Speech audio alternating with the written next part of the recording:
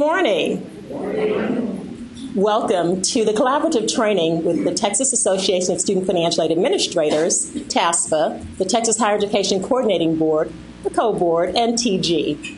My name is Cynthia Mayberry. I'm a manager in Relationship Management and Consulting at TG. And it's my distinct pleasure to welcome you here, both those viewing remotely and, of course, those that are here in-house with us today. We thank you for spending part of your valuable time with us this morning. We have a host of sessions, as you know, from the agenda. And for those of you that are viewing, we will keep to the agenda. So if you have folks who are planning to join us for a specific session, even if we end a little bit early, we will stick to the printed agenda. We, again, are looking forward to having your questions. Just because you're in the audience out there in TV land, if you will, we want to hear from you as well. But those of you here in the room, we certainly expect to hear from you. One of the things that we find very important is getting your feedback. We'd like to hear about the sessions, what you thought about them, and also suggestions for future training as well. So don't be shy. Let us hear from you. Those of us who've been in the industry more than 5 minutes or so know that we learn best from hearing from each other. It helps to hear how applicable the regulations are. We know that it can be difficult, but we're here to make it a little bit simpler, and it helps when we hear from you. Just want to provide a bit of encouragement today. You know, people tease me because I can find encouragement anywhere. So today my encouragement actually came from Dove chocolate. Don't judge me. Everybody needs a little chocolate. But it also has words of encouragement if you ever read the little wrapper other than just gobbling down the chocolate. It says engage, embrace, and enjoy. So for those of you here today, we certainly hope we can provide that. You know, as again, we like to hear from you, and we also get to consume lots of good food. So that's the other rule, that you have to eat up all the food because more is coming. And I hope that you that are viewing are having breakfast and lunch as well. But we won't make you watch us. We will put up a screen each time we go to break so that you'll know when we'll be starting again. So again, we look forward to hearing from you today and hope that you feel empowered. There's another E word for the day when you go back to your offices to keep changing lives, because basically that's what we do. We help make dreams come true. So again, we thank you for joining us, and I'm going to turn it over to your speakers for today. We're going to transition and let each one of them introduce themselves. Good morning. I'm Erin Porter with Texas A&M University. I will be presenting the NASFA core module on need analysis. Good morning. My name's Angela Parkoff, and I'm also with Texas A&M University, and I'll be presenting on NSLDS reporting. I also wanted to make a quick announcement for TASFA. The new aid officer workshop has been scheduled, and it is for May 11th through May 13th in Arlington, Texas. So I encourage you to go out to the website and sign up for that as soon as you can. Hi, and I'm Michelle Anderson. I'm Senior Policy Advisor at TG. Today I'm going to provide the federal update, and in the afternoon we're going to have an activity exercise session about contacting borrowers with delinquent loans. And I'd like to also make a quick announcement. TG is going to have a webinar on cohort default rates, the impact on schools and students. That'll be March the 5th. And you can access TG online to register for that webinar if you would like to. Thank you. Good morning. I'm Sheba Spears, and I'm with the Texas Higher Education Coordinating Board. I work in the Grants and Special Programs area, and I'll be presenting this morning on the state updates. Good morning. My name is Janie Miramontes. I'm the Director of Loan Programs, and I will also be presenting part of the loan portion under the state updates. Thank you.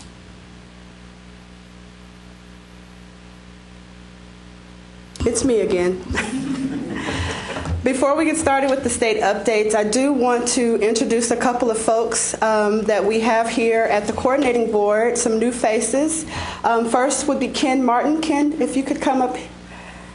Ken is our new Deputy Assistant Commissioner for Financial Services, correct? You're close, but we'll work on that. Well, first off, I want to welcome everybody here at the coordinating board on behalf of TASFA, TG, and the coordinating board itself. I am Ken Martin. I'm the Assistant Commissioner for Financial Services, and so you were close.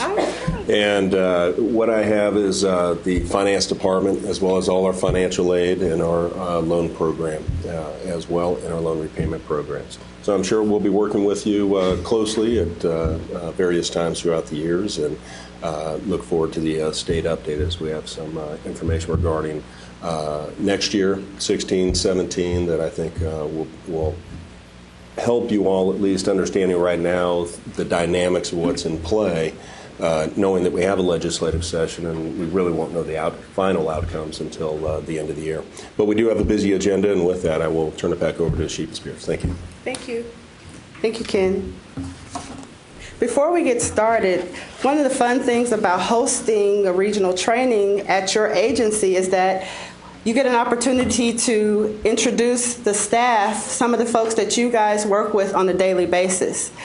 Of course, most of you know me, Sheba Spears. I work with the Texas Grant Program. And so I want to introduce a couple of other individuals from our Grants and Special Programs area since we're here this morning. If they could come to the podium and introduce themselves, or I'll introduce you. We have Rafael Villarreal, who handles TEG, and he also works with the net price calculator.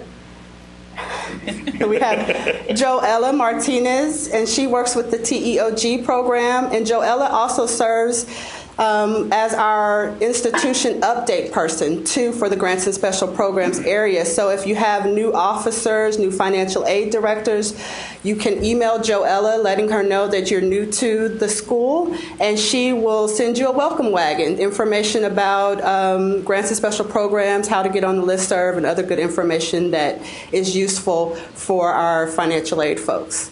Thank you, guys. Pleasure.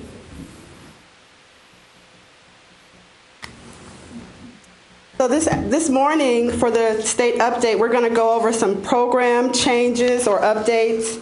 We're going to talk about the coordinating board's CBID, which most of you are familiar with at this time. We're going to talk about negotiated rulemaking and allocations. We're going to touch on some of the coordinating board reports that you submit. We'll talk a little bit about the net price calculator and some new stuff going on with it. And then we'll talk about the allocations and reminders, just some Grants and Special Programs reminders, and then we'll move into the loan program component of the presentation. At the end of January, the coordinating board sent out some information that is going to be very important in regards to our award amounts for our programs. And so this chart that you're seeing here on the slide gives you the the fiscal year 16 maximum award amounts for Texas Grant, TEOG, and Beyond Time. They also have the breakdown by semester, and you will see the proration amount for the TEOG program, which is something new that you all, for our two-year schools that have been implemented for the award process for TEOG. You guys have any questions? Did everyone receive that memo? If you did not receive the memo, please contact one of us at the end of the presentation, and we'll make sure that we get that information to you as well. The tuition equalization grant. Here are your totals for next year for TEG. This is going to be primarily for our independent private institutions.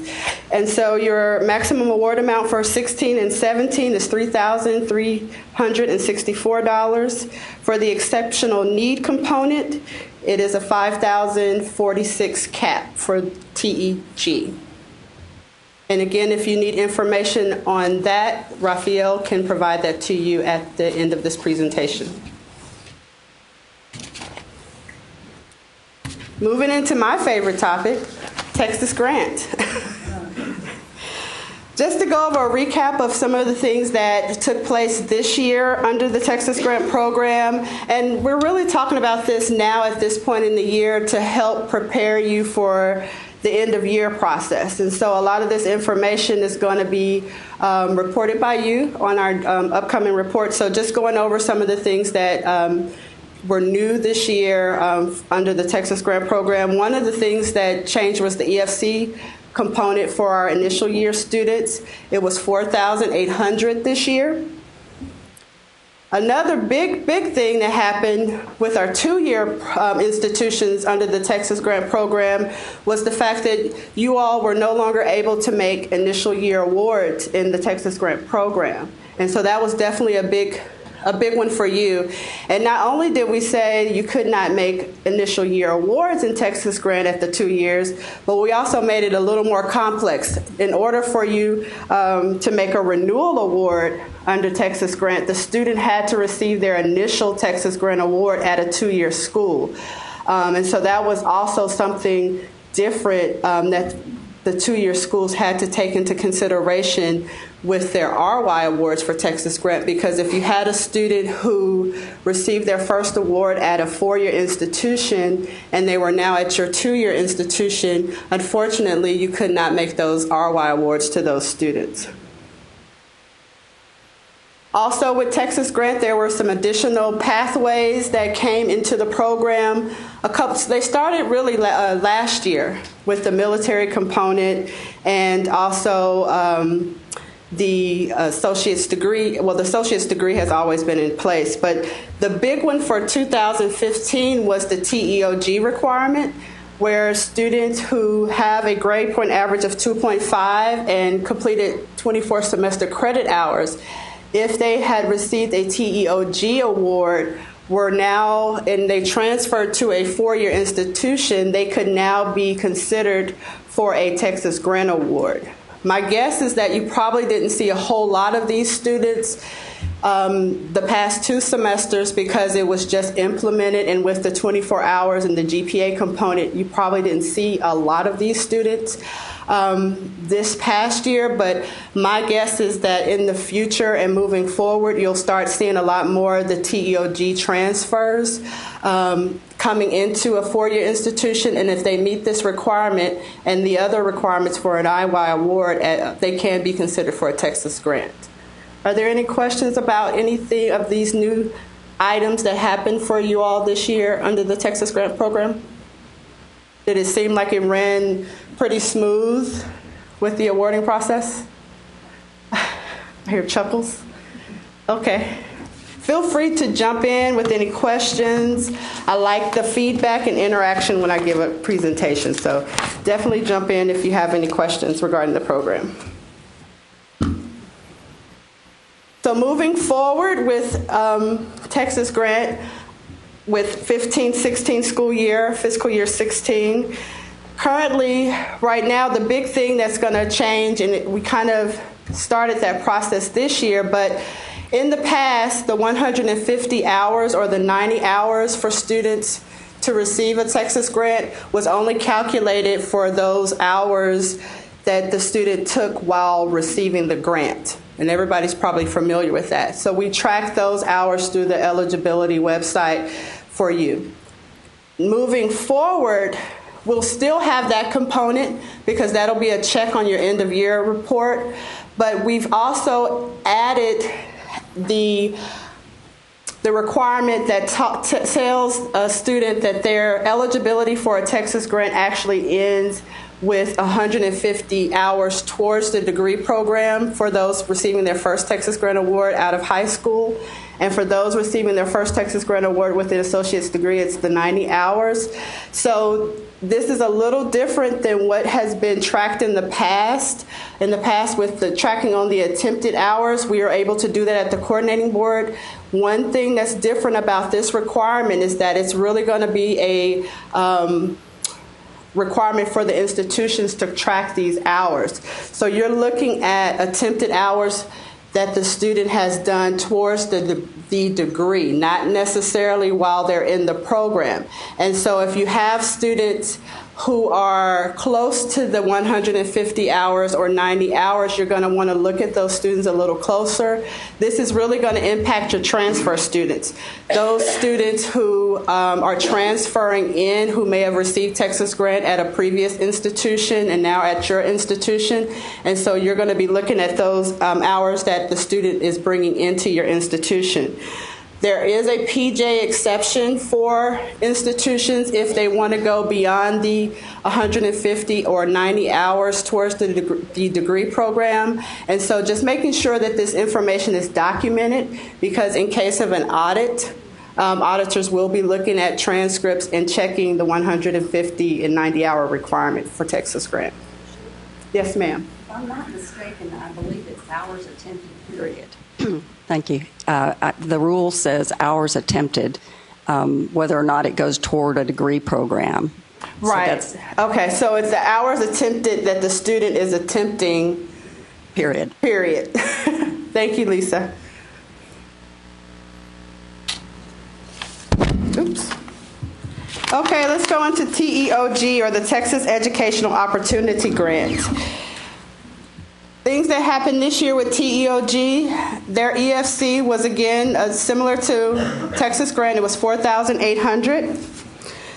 One thing that was different for you all with TEOG, you were required to do the proration as it related to the hours that the student was enrolled in for the semester. And so here's a breakdown on the slide that students enrolled in 12 or more hours received 100% or could qualify for 100% of the TEOG award.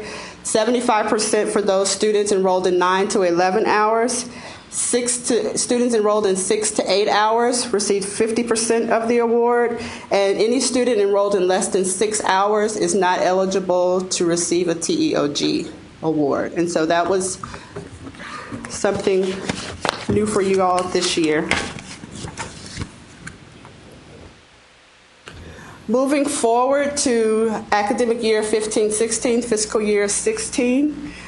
Same thing with TEOG with the semester credit hours. The only difference with TEOG is that a student has 75 semester credit hours of eligibility in the program. And again, this is attempted hours that the student is bringing in to the school, as well as hours attempted at your school. And so keep in mind that that is also a new requirement for TEOG. Again, the TEOG end of year report is going to continue to track those hours that the student is attempting under the program. And those will be edit checks too that will be considered. And so that process is in place for TEOG. For just like Texas Grant, there's a PJ available to students who are going beyond those hours, the 75 hours, and just making sure that information is documented.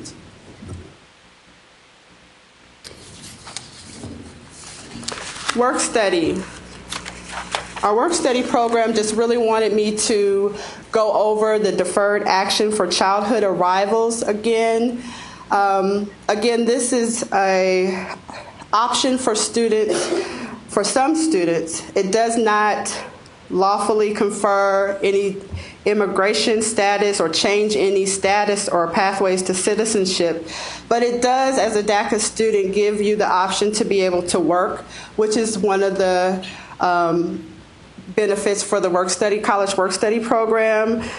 They do have to have that work authorization to go along with that. And also it does allow them to receive the social and obtain a driver's license, which could be a requirement for the college work study program. And so just making sure that you have that documentation for those DACA students is going to be important moving forward.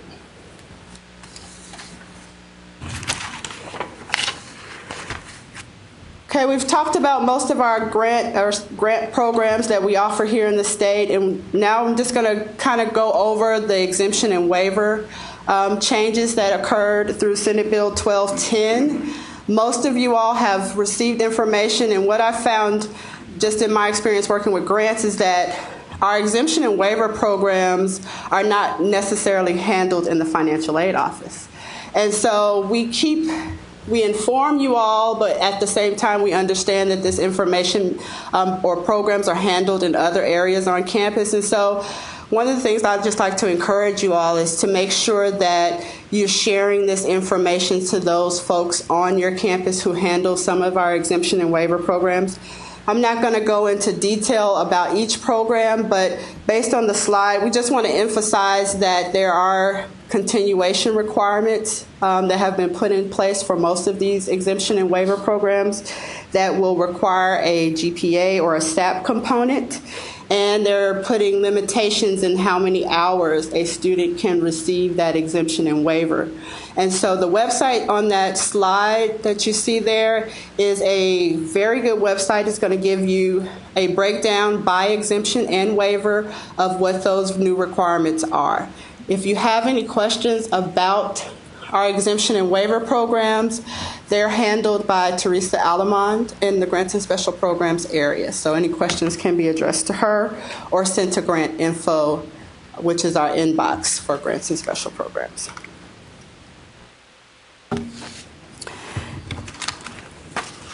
The CBID, the Coordinating Board Identification System. This was something new that we implemented this past year. Most of our veteran financial aid officers will probably be more familiar with the old password process.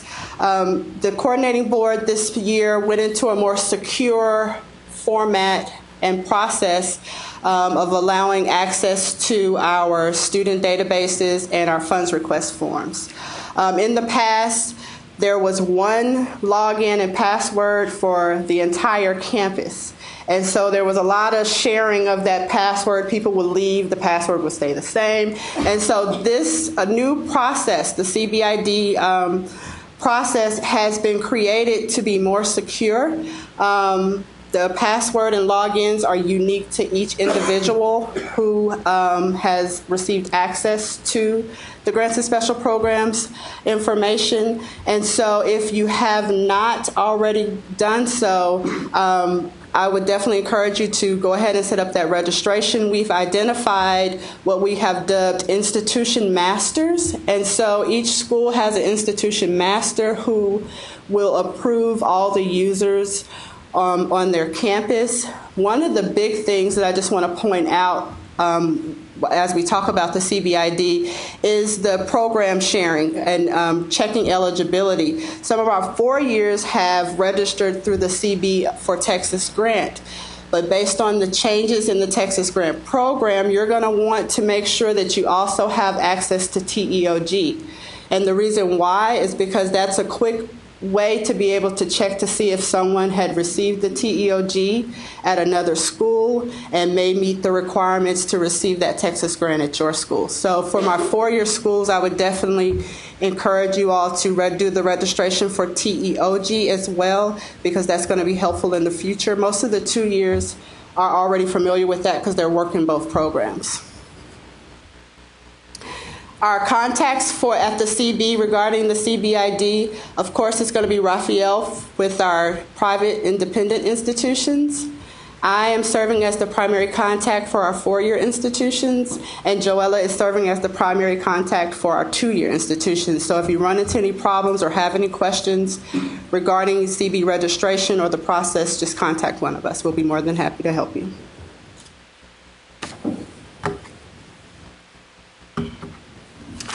Negotiated rulemaking and the new allocation process.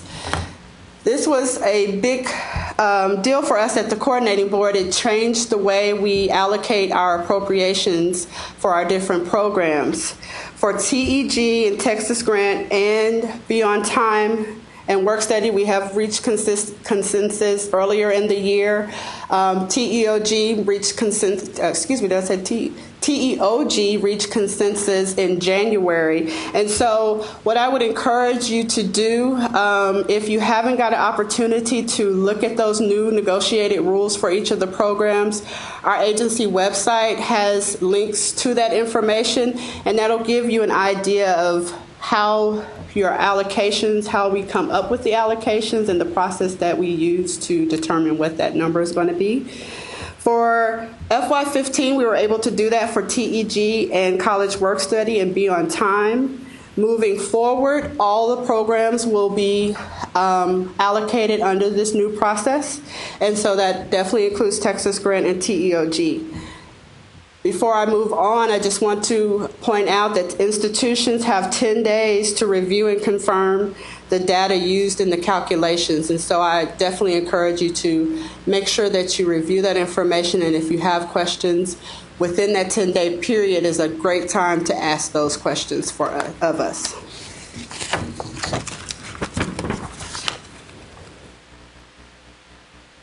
Now we're going to talk about some CB reports. The biggest, the newest report that we've provided here at the Coordinating Board for institutions this year, and this is the Student Transfer Award History file. For years, we were getting requests from institutions because you, in the past, had the eligibility website. And I believe the eligibility website gave you an opportunity to pull up 10 students' IDs to find out if they had received the Texas grant or check the status of the Texas grant or TEOG grant. Now with the Transfer Award History file, you can submit your entire transfer list of IDs, and the system will kick out whether that student had received that particular grant. You have to do it by program, but if you take a comprehensive list, you could, and this is really good for your transfer students because in the past they have had to self-identify themselves. And so now we have an opportunity to pull together a list of all of your transfer students, dump it into this file, and the coordinating board will send you back a list with SAP information on whether or not that student received that grant. You can do that for TEG, Texas Grant, and TEOG. And so I definitely encourage you guys to take advantage of this new option that you have to check eligibility. For the FAD report, our FADS folks just wanted us to go over and remind everyone that there's a 9-month EFC added to that report. They also wanted to confirm that the Social Security error check has been changed to a warning instead of an error on your FAD report unless it's an affidavit student. So unless it's an affidavit student, you'll receive a warning. If you've identified that ID as being an affidavit student, that is going to be an error that has to be cleared before you can certify that FADS report. For our end-of-year report, which will be coming up sooner than later, May will be here before we know it. There's a couple of new things that you're going to see in the end-of-year reports for our programs. And again, that 9-month EFC is a big one because what we found is that just by saying EFC, if a student had only enrolled at your school one semester or for any other PJ associated issues, there may have been an EFC that was reported that wasn't a 9-month EFC. And so we are asking you're going to see 2 EFC data elements on your end of year reports that are going to ask specifically for the 9-month EFC that you're going to pull from the FAFSA application or the TASFA application. And then if there's a special situation or circumstance where a EFC was not calculated at the 9-month requirement, that data element is still there where you'll be able to report that information. Does anybody have any questions? For Texas Grant on the end of year report, one of the new things you're going to see is going to be that IY Avenue component. In the past, we have just asked you about the associate's degree students. Now we're going to start asking about the TEOG students as well as the military students. And so the data element that used to just be for the associate's degree is now going to have the other avenues there so that we at the coordinating board can track how these students are receiving their initial awards. And so this is really going to be for your initial year students that you're reporting for the year. you're going to let us know how they received their initial year. Was it through high school? Was it through TxReg? Was it through associate's degree? And so just look out for that change on the Texas grant report. On the TxReg report, something that you're going to see different is the proration. You're going to have to report that proration for that student on your TxReg report. I included the last two items on this slide, the summer updates and the student IDs, because I found that these are common errors on our end of year report. You'll know prior year SAP not met. I'm sure most of you guys have seen that on your end of year report. And that basically is telling us that the last time that student was reported, whether it was Texas Grant, TxReg, or TEG, that student didn't meet SAP. And so there's things that you can do throughout the year to remove that error or not get that error. And one of the things that you can do is do a summer update throughout the year for your students who you have determined met Texas grant eligibility in the current year, but when you initially looked at their eligibility, the student may not have met SAP, but this student went to summer school. And so if the student goes to summer school, they can make up SAP in summer school, and so that's why a summer update is required to remove that prior year SAP message on your end of year report. Another thing is the student who may have received their last Texas Grant Award a couple of years ago. In that case, if you don't put a PJ in data element number 26, you'll get a prior year SAP not met. So for those students, you're going to want to look for any student that you have determined regained eligibility for that current award. You're going to want to look to see when was the last award made to that student. If that last award was made in the prior year, a summer update can be done only for prior year awards. If a student received their last award the year before or 2 years ago, that is actually going to be a PJ that you're going to indicate on that current file. So if it's a PJ, you don't do a summer update. If the student went to summer school, you do a summer update. Another case where a summer update will be required is if you have students who go to 2 different schools in 1 year. And we're finding that more and more popular. Students are transferring mid-semester, and so the student received Texas Grant at school A, and then they received Texas Grant at school B. Both A and B reported that student for the year, but based on the hours that they completed at each school, the student didn't complete the 24 hours, and therefore the school indicated, both schools, A and B, indicated no to SAP. If that is the case, and the student is now at your school, let's just say school C, the next year, you verified that the student did have a 2.5, did have the 24 hours between both schools, but you're wondering, how do I fix that? You're going to fix that by doing a summer update for both schools that reported the student in that prior year. Have I just confused you? So you're actually going to be doing a summer update for both records in order to remove the prior year SAP from your error report.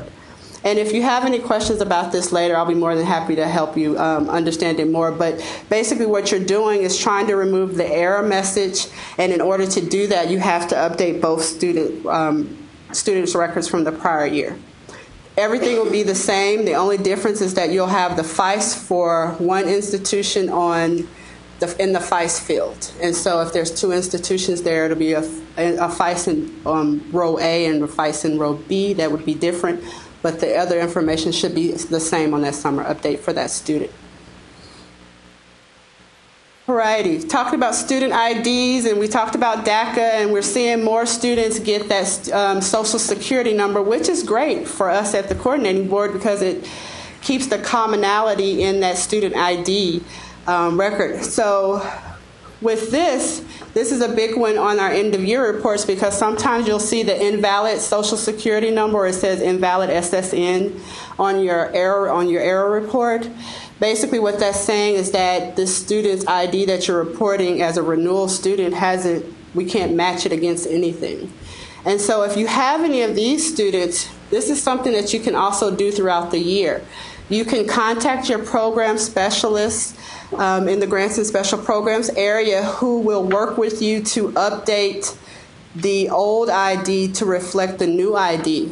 And so if we do that earlier in the year, when you submit that new ID on the student's end of year report, there won't be an error message. And so that's something, again, that you can work with your program specialist throughout the year to kind of eliminate those simple common errors from your end of year report.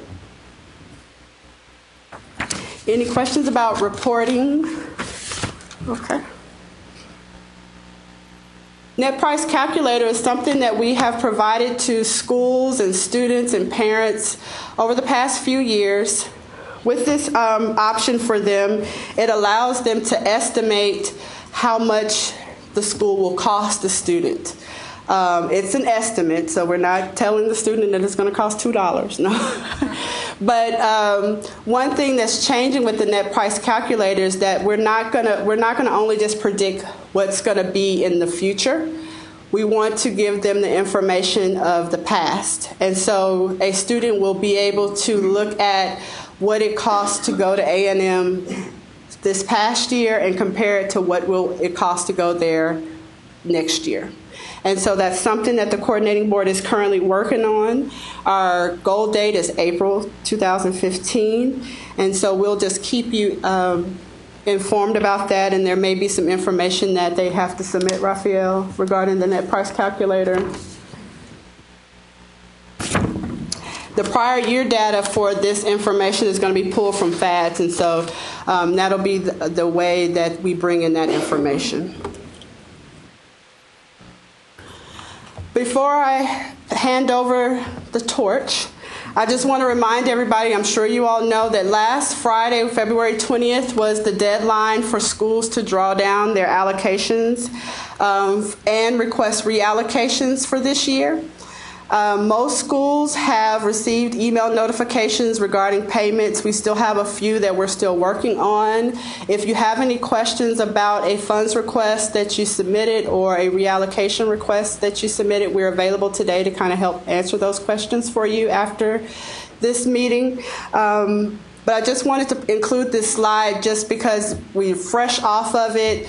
We've just started the reallocation process with drawing down those requests this week. And so we're hoping to contact schools over the next couple of weeks about any reallocations for our programs. And with that said, I'm going to turn the presentation over to Janie Miramontes, who's going to talk to us about the state loan programs. Thank you guys so very much. Before Janie comes up, if there's any questions, I'll be more than happy to answer them at this time. Okay, thank you.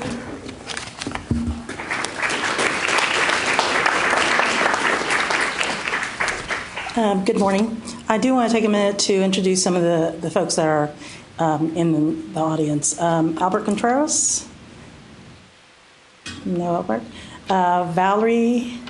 Valerie just got married. I keep on forgetting her last name. It was Chacon Romero. And I think Gavin Burt was around. So if you talk to them about loans, they're the ones answering calls. So the program we want to talk about is the College Access Loan Program. It's one of our biggest programs, and right now I think it's one of the best programs because it has a simple interest rate of 5.25%.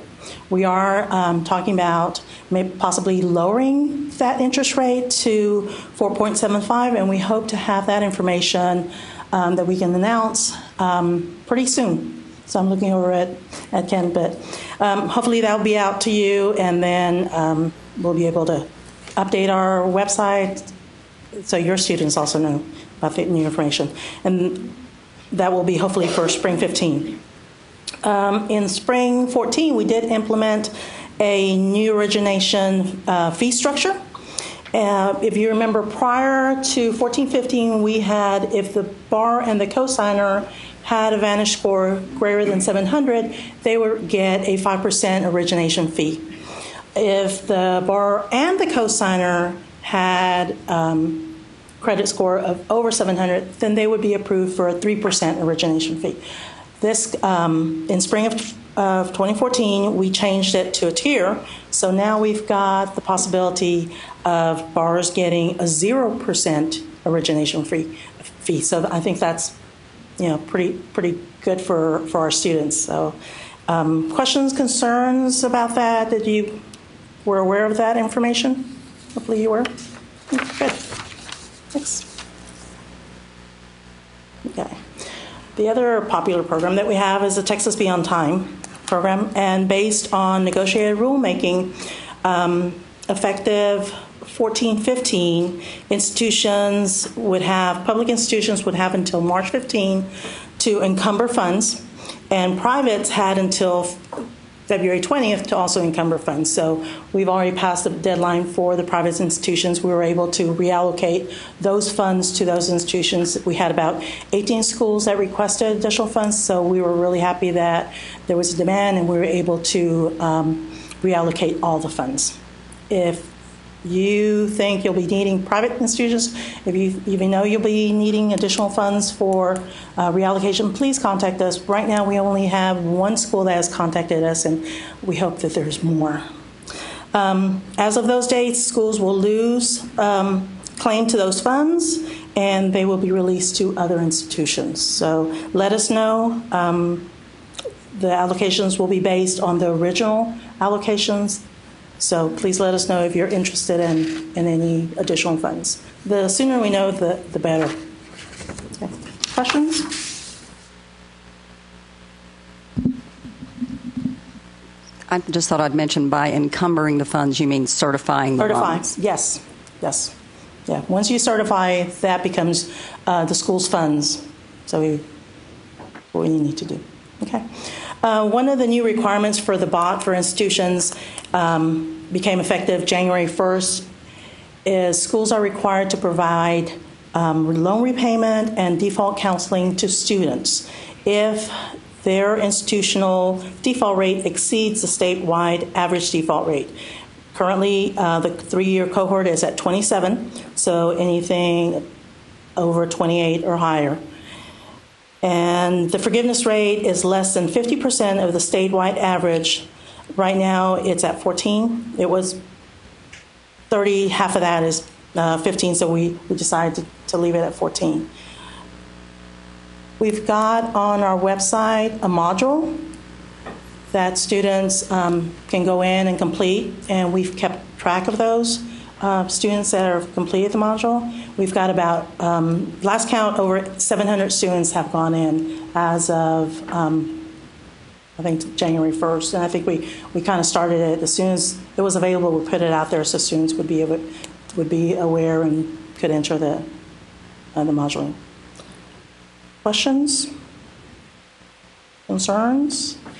Please let us know if you want additional money. I know we have a deadline of the 15th to encumber all those funds, but the sooner we know that your institution wants the funds, the better for us. And that way we can turn around and give you the allocations faster.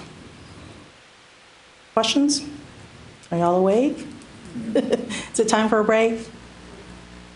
I think we decided we were going to take a break and resume at 10:05. Great, thank you.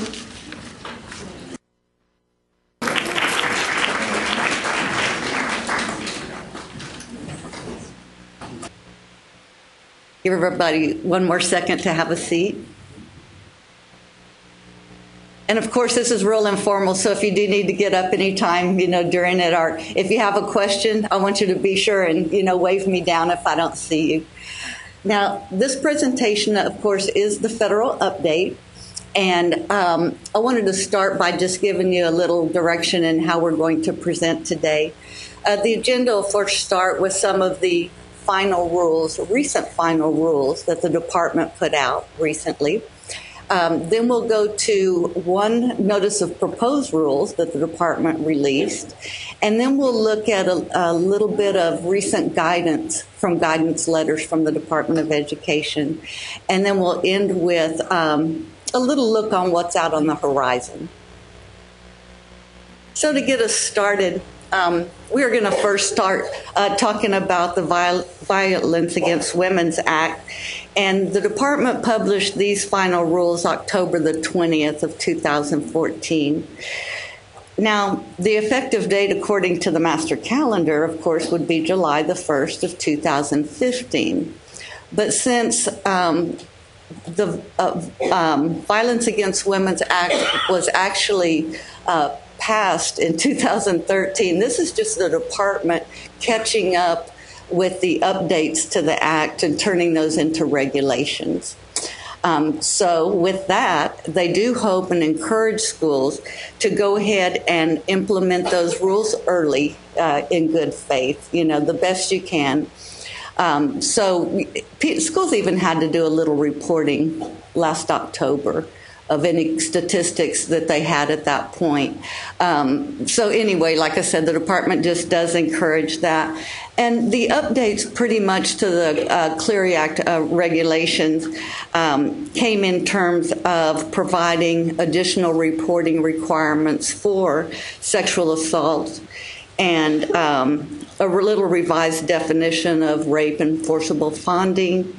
They have to report now dating violence, domestic violence, and stalking. And stalking includes cyber stalking at this point. So now in terms of, you have to gather and report these statistics, schools also have to, are going to be required to have statements of policy in terms of the programs that they've put forth and put into effect to help try to prevent these crimes. So that's just a little heads up on that. There is a lot more to it. I gave a very brief summary, but is there anyone in here that has to deal with some of the consumer and security and crime statistics reporting for your school? No? Okay. Well, it's a little heads up because actually when your school reports a lot of this information, the employees of the school as well as the students are the ones that receive, the information. So you'll know that your school's doing that when you get your annual report. I wanted to go next to another set of final rules that the department published. They were very busy in October. So October the 23rd of 2014, they did go ahead and publish final rules on adverse credit history. And this has to do with student and parent borrowers that borrow PLUS loans. And the department had not visited these rules in a very, very long time. And I think it was back in '94. It was maybe the last time they touched on it.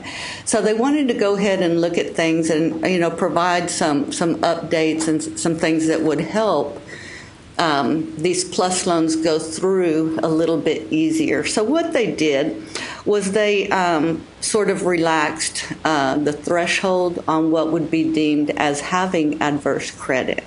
And so the new rules state that if an applicant has one or more debts with a total combined outstanding balance of $2,085 that are more than 90 days past due, or more delinquent as of the date of the credit report, or that they've been placed in collection or charged off status during the 2 years preceding the credit report. Now, that's really a lot helpful. You're going to have more PLUS loans that go through without being deemed as having adverse credit. But the department did just they wanted to emphasize several things in this. A lot of times the students, when they start getting their PLUS loans, they don't think about that they have to pass a credit report because they may have been used to getting Stafford loans, which don't require anything. So the emphasis on this was it's for student PLUS loans and parent PLUS loans. I'm giving you the definitions there of what the rules call charged off and in collection, in case you're the one that has to deal with some of the students that, might have gotten reported, or parents that might have got reported as adverse credit history. This might help explain to them why they were deemed to have such. And another thing in these final rules, they changed some of the way that it goes about having to have extenuating circumstances based on documentation.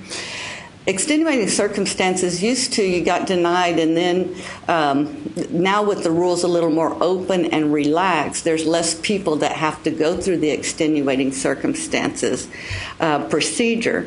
But if they do, they want to see if they can, have that turned, they can get and send to the department updated credit reports that might show a better status. And they can also have documentation of a letter from some of the creditors, the creditor or creditors that might be, having this $2,085 amount. And if they show that they're making satisfactory payment arrangements with the creditor, that's enough, too, for the department to look at it and see if they can't go ahead and let them have a plus loan. Now, if after extenuating circumstances, they don't, then of course they would have to get an endorser. The interesting thing about the new rules is that those that do have adverse credit, and even if they get a loan through the extenuating circumstances or an endorser, those student and parent borrowers have to go through plus loan counseling. Okay, that's really new, especially for the parents. And so we're going to call that the required and enhanced plus loan counseling. It's going to have information on the borrower's indebtedness, provide estimates of repayment amounts, describe ways to avoid delinquency and default, of course, and provide some additional financial literacy. Now, the department will make this information available also on a voluntary basis for any students that want to take it, even if they went through having, a good credit history. So it's voluntary. It's only required for those that have an endorser or did not pass the extenuating circumstances. Now, the department had mentioned when they first put out, again, we're going to go to when the effective date is, usually according to the master calendar, that would be July the 1st of 2015. But on this set of rules, the department really wanted to get it implemented early because they didn't want so many plus loans to keep being denied. And so what they did is they put out a Federal Register that said the effective date would be March the 29th. And they also said that they're going to have the plus loan counseling materials, and I'll call them modules for the sake of, what they might look like. They had said those would be ready on March the 29th also. Another thing the department did is they kind of changed more procedures than rules. When they process and they have a credit history that's not adverse credit, they're going to let that stay on file for 180 days instead of the 90 days.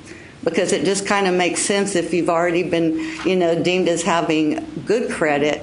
If you get another hit 90 days later, that's going to ding, on your credit. So they're trying to help there just in the terms of the way they process.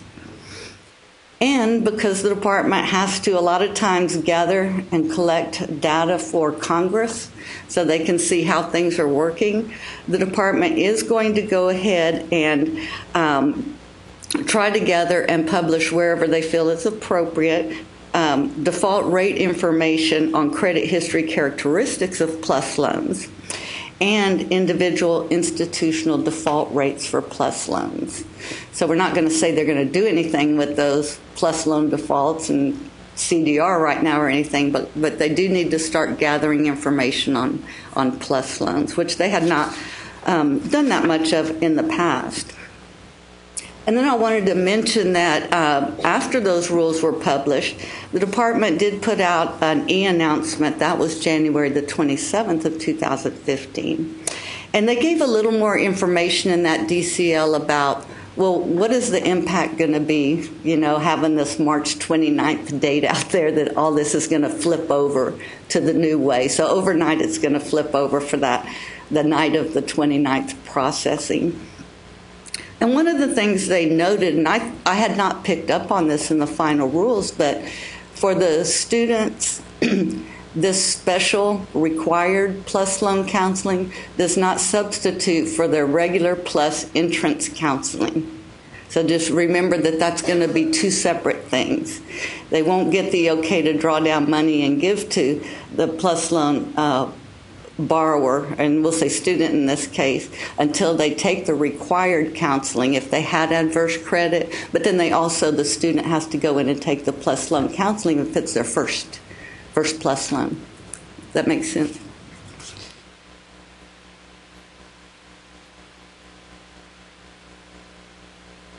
Another thing they mentioned and clarified in that e-announcement that for credit checks that are on or after March the 29th, it says those are going to be valid. Those are okay for regardless of the academic or loan period. So in other words, if someone's getting a late spring loan and they go through that, that's fine. They will get that. And then it'll also include summer 2015 and then also the 2015-16 year. So those that just are applying late and they get that, it's for the whole semester. And you go ahead and be sure and take a look at that. There's a couple of other situations they talk about in the letter. It was kind of a little bit down in the weeds for this, today's presentation, I think. But it talks about what if an application comes in on or was processed or will be processed by the 27th or 28th of March, and they need that loan by the 29th. There's a little expedited process that's going to happen. Okay, so if you have anybody in that late, they're trying to accommodate this transition, basically.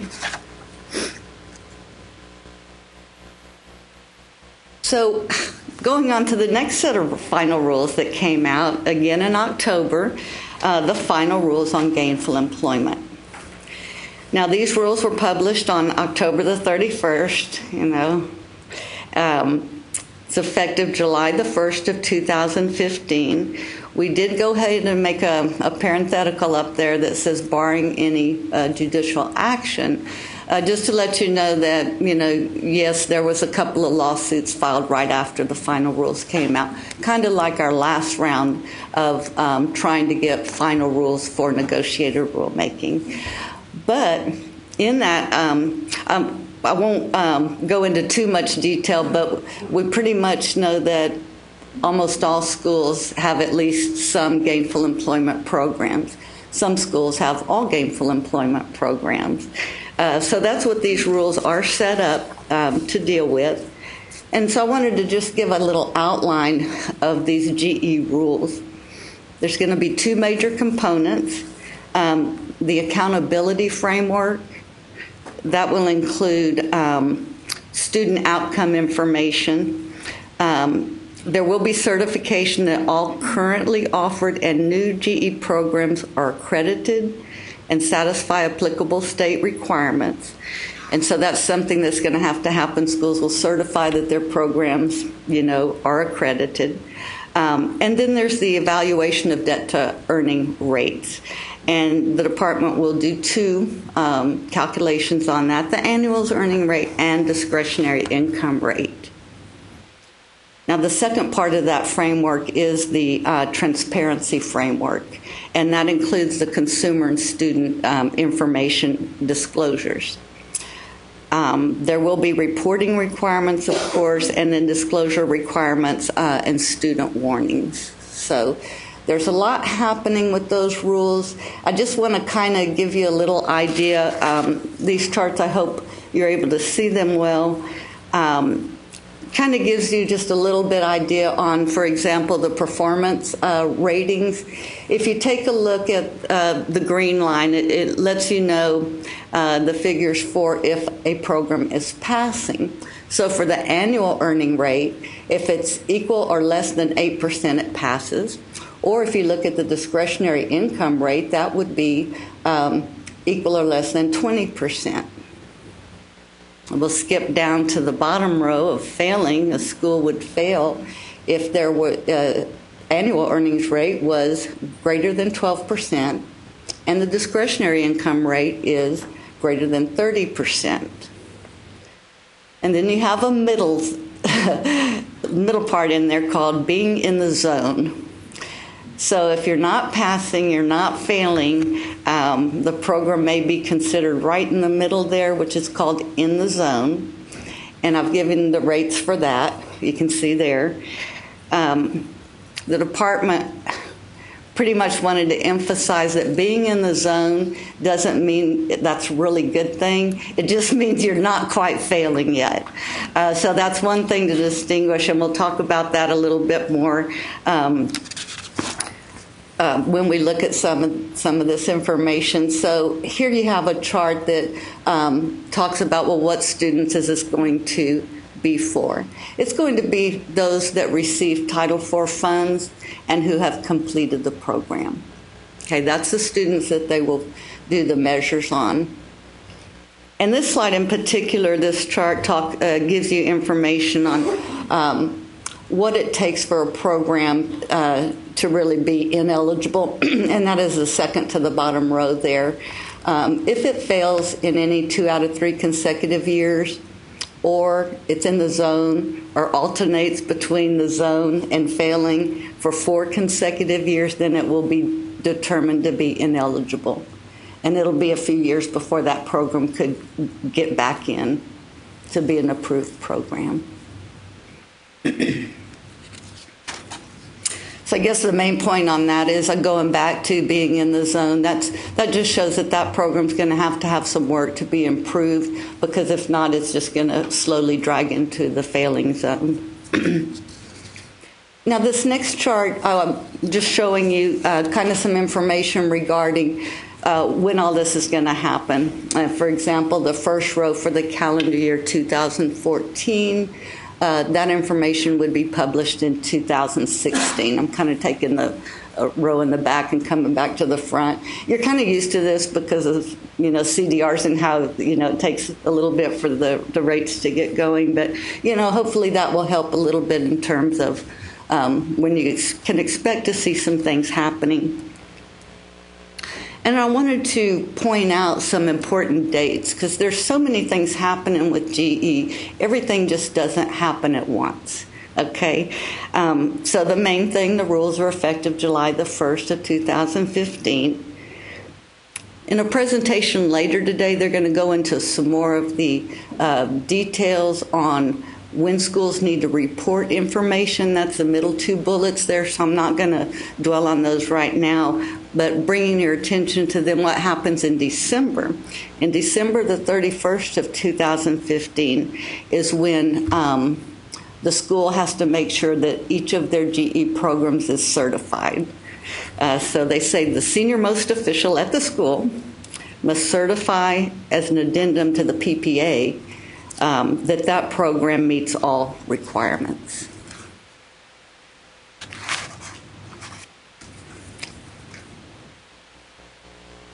A little bit more information on the dates. They anticipate that in the summer of 2016, you'll see your first draft rates. I tried to find out when they expect to see the first final rates published, but I haven't been able to find that date yet. So it hadn't been published, and I haven't heard, when they're talking about. But if we see that the draft rates are going to come out in the summer, maybe we can predict towards the end of that year. But I don't want to mislead in any way, just kind of guessing there.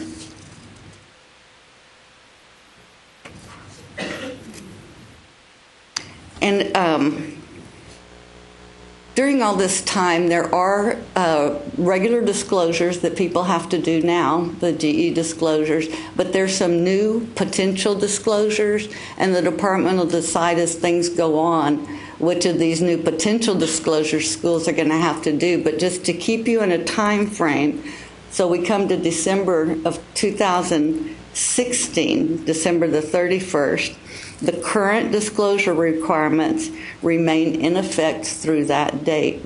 So between now and all, you don't have to look at the new disclosure requirements. You still just do the current ones. And then after December the 31st, then you'll start using the new disclosures. And then January the 1st of 2017 is when you start with the new disclosure rules. I know I gave a very brief summary over a very complicated and detailed subject, but hopefully it just gave you a little overview of what we'll see. And the main thing, which you'll hear later, is the department right now is just concentrating on telling everyone, don't forget you have to go report all these back years of students.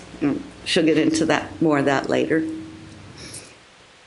So then I wanted to talk a little bit. There's only one package of proposed rules that the department's put out.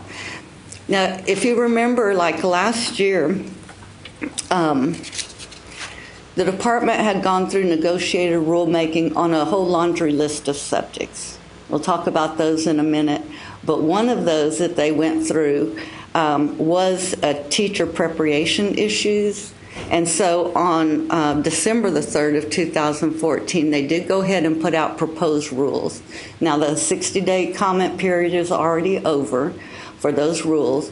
But for those of you who do have teacher preparation programs, this is what it's all about, really. The department needs to establish a link between the state's classification of teacher prep programs, that's under Title II, and how that relates to identifying good and effective and high quality programs for the purposes of getting Teach Grant.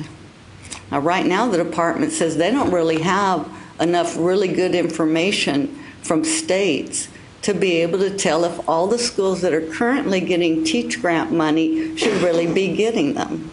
In fact, they said in some states haven't even reported a low-performing teacher preparation program in several years. That's out of their whole state. So the department doesn't think these are being measured well. And so they want the states to come up with some measurements for these programs. And they also want them, and this is kind of the controversial thing, they want a lot of this to be based on student outcomes. The student outcomes means they train the teachers, and the students that the teachers train, what are the outcomes of those students? And trace that back to, is that a high-qualifying, good-performing teacher preparation program? Or based on student outcome, is that a low-performing program that needs some work? And could they stop being able to receive Teach Grant program money for their teachers? So it'll be interesting how this plays out. I haven't seen anything yet on when the final rules are going to come out, but a little bit more. It's going to establish, a basis for states to identify at-risk programs.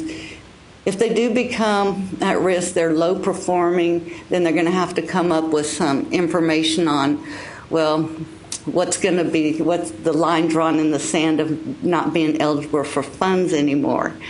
And as they discuss that, they're going to have to come up with some conditions for a program that is low performing and been deemed ineligible for funds. How does it get back in and get back to a point where they can receive funds again? So we don't usually try to go into too much detail when there's proposed rules out there, because we don't know what everybody's commented on and what the department's going to change or keep the same. But this is giving you just a high-level overview of what they're trying to accomplish with that set of rules.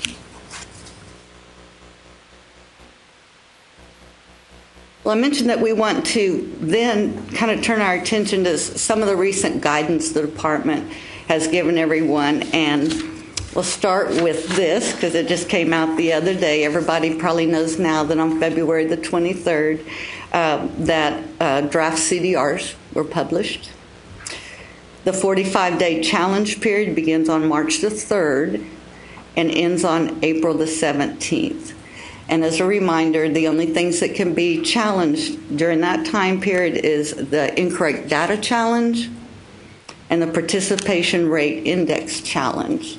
So the ones in the room might not be working on those, but believe me, there's someone at your school that's looking at the rates, see how the draft rates look right now, and see if they're going to, try to challenge some of the data before the official rates come out.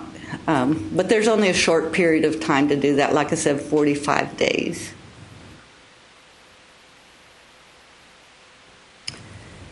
Just wanted to mention that, and this might be shared again in a minute, but for the purposes of GE reporting, mentioned that schools are going to have to report a lot of students from back years. And the department noted on February the 11th in an announcement that they've got the functionality ready and available on NSLDS. And they put out the NSLDS GE user guide to go along with that. And then they haven't published it yet, but during that same announcement, they said, well, in a few days, now it means weeks, I guess, that they're going to also put out the GE spreadsheet submittal format. So these are just two different formats in which schools can, report information. And they want the schools to be able to start reporting as soon as you can, because it's a lot of information, and that way you won't be taking just the month of July and trying to hurry up and do everything. So that's why they made that information available so early. Are there schools in the audience that participate in the Perkins Loan Program? The department put out an announcement January the 30th, and a lot of questions have come up because we know that unless there's some kind of action by Congress to extend the Perkins program, that it is going to go ahead and fade out. So this DCL that was put out, Gen 1503, it gives a little information about the wind down of the Perkins program. And the department will keep putting out information about how it's going to wind down. And then, if at the last minute we see Congress or the president or anyone saying, oh no, we're going to go ahead with it, then they'll just switch everything and you'll hear how the program's going to go in the future. But right now the department has to keep on the track that it is going to end. Okay, so I've just given a little information in there about that. There's provisions on, who you can give Perkins loans to if you make the first disbursement, for example. If prior to October the 1st of 2015 a school makes a first disbursement, then they can make the other disbursements for that student. Okay, and this DCL goes into quite a bit of detail, so if you're, want to look ahead, take a look at that. There's also that grandfathering provision on certain students that can actually be given disbursements if they meet about 5 different requirements for the next 5 years. So that I didn't know about the grandfathering clause until I really dug into that after reading the DCL, but it is interesting. It's got a lot of information in it, and the department said they'll keep putting out information as time goes along. And the department on the 29th put out Pell Grant schedules. And this slide gives the information on what those schedules are. I did want to be sure and pull out one item that was contained in that DCL, and that's about these particular schedules will not be used for students enrolled in an eligible career pathway program. I'll explain that a little bit more later, but basically last year in December of 2014, the budget was passed for this upcoming year. And in that budget, they have something called career pathway programs. And students are going to be eligible for some things in that program. Some things will be Pell, but they have to use different Pell schedules. So you'll see more about that coming out from the department, and I'll talk about it a little bit more in a minute too. Another DCL that came out recently was basically a big reminder letter about schools and their third-party servicers. Just kind of some of the highlights of this DCL. They talk about activities, what activities performed by a third-party servicer determine it to be a third-party servicer. And then they talk about, all the school requirements for reporting, and basically anytime you have a new third-party servicer or a change to one or more things that one is doing, you have to update that information in your PPA. And also just to note, well, I'm going to give you a little more background on that real quick.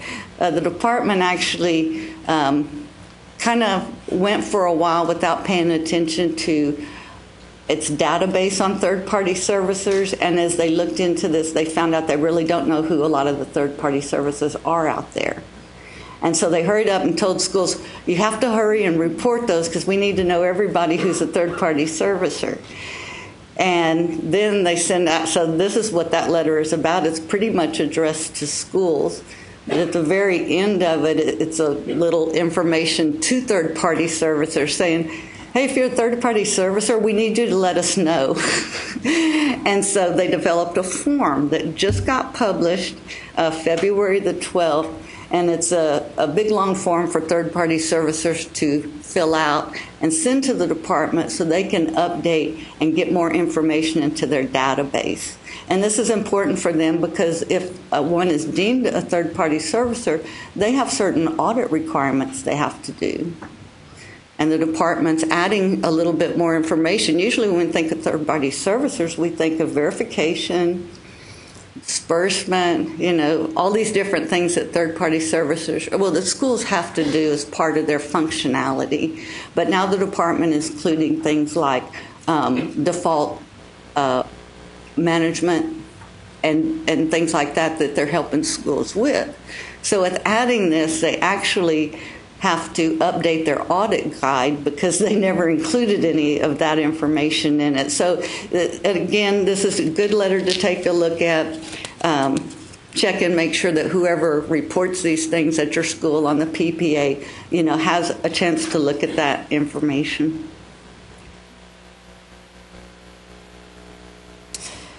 I'd be remiss if I didn't talk about the college rating system, and that the department published the framework for that in December the 19th, and they wanted, comments on that. It wasn't done through the regular way of the Federal Register, but kind of just another way where the department announced it on their website and asked for comments. And the new college rating system expands college opportunity by recognizing schools that excel at enrolling students from all backgrounds, focus on maintaining affordability, and succeed at helping all students graduate. Now, despite a lot of public comment that, the data they're going to use is really not all of the data they need to do this, they're still saying, well, we're going to go forward with it. We really want to have this system ready by to be used in the 2015-16 year. And they'll keep it and progressively make it more accurate as the years go by, basically. So we still think we're going to see that come out. It may get detained a little longer because they're having some problems, both technically and otherwise. Another announcement, and you might have been hearing about this for just a little bit, because back in October, the department said they're going to switch the FSA PIN, as we all know it, for students and parents to sign in. They're going to change it to the FSA ID. And this is mostly coming to, what you do more in your regular life when you sign on to things. You create a password, a user ID, and your own password. So the department is going to switch over to that. They did go ahead and put an announcement out January the 12th. And it's called Communicating the Transition to Your Students. And they also published the date that this one is going to switch over. And so they said that it will actually occur on April the 26th. So just for example, you have a student that's looking at their information on certain websites, and I've listed the websites up there that this will affect. And on the 25th, they're in there looking at some things, and the next day they go in and they're going to finish looking at what they did. Well, they'll be prompted to create an ID. Okay. And the department really says this should flow fairly well. They said about mid-April, they're going to have more information available and like a little guide for students that you can start pointing your students to. That'll just, they can't do anything with it that day, but it'll just help them to have something in front of them for the day when they come and sign on after the 26th and are faced with having to create the password. So I don't know how helpful the guide will be. We haven't seen it yet. We just know they're working on it, and schools can take advantage of this and start pushing the information out to their students, say by mid-April. That way, by the time the 26th comes around, students should at least be a little familiar that something's going to happen, something different.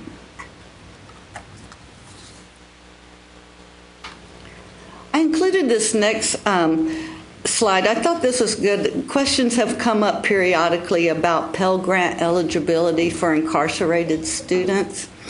And, the department finally did put out a real good letter about it. That was DCL Gen 1421.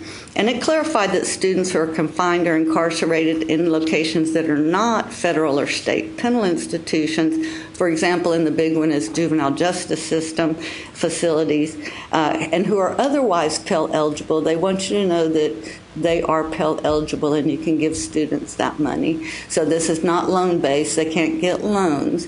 But along with this DCL, if you're one that wants to look into it a little bit more, it's got some real good attachments to it. And it's got attachments, Q&As, for example, about different variations, what's, they say, for example, don't look at who runs the facility, because that might lead you to think it's federal or state, but more like, what is the student doing in there because of their age, because these juvenile justice facilities are there to help the students improve and kind of get out of the difficult times that they're having, and they do want them to be eligible for Pell and look at going to school and taking classes.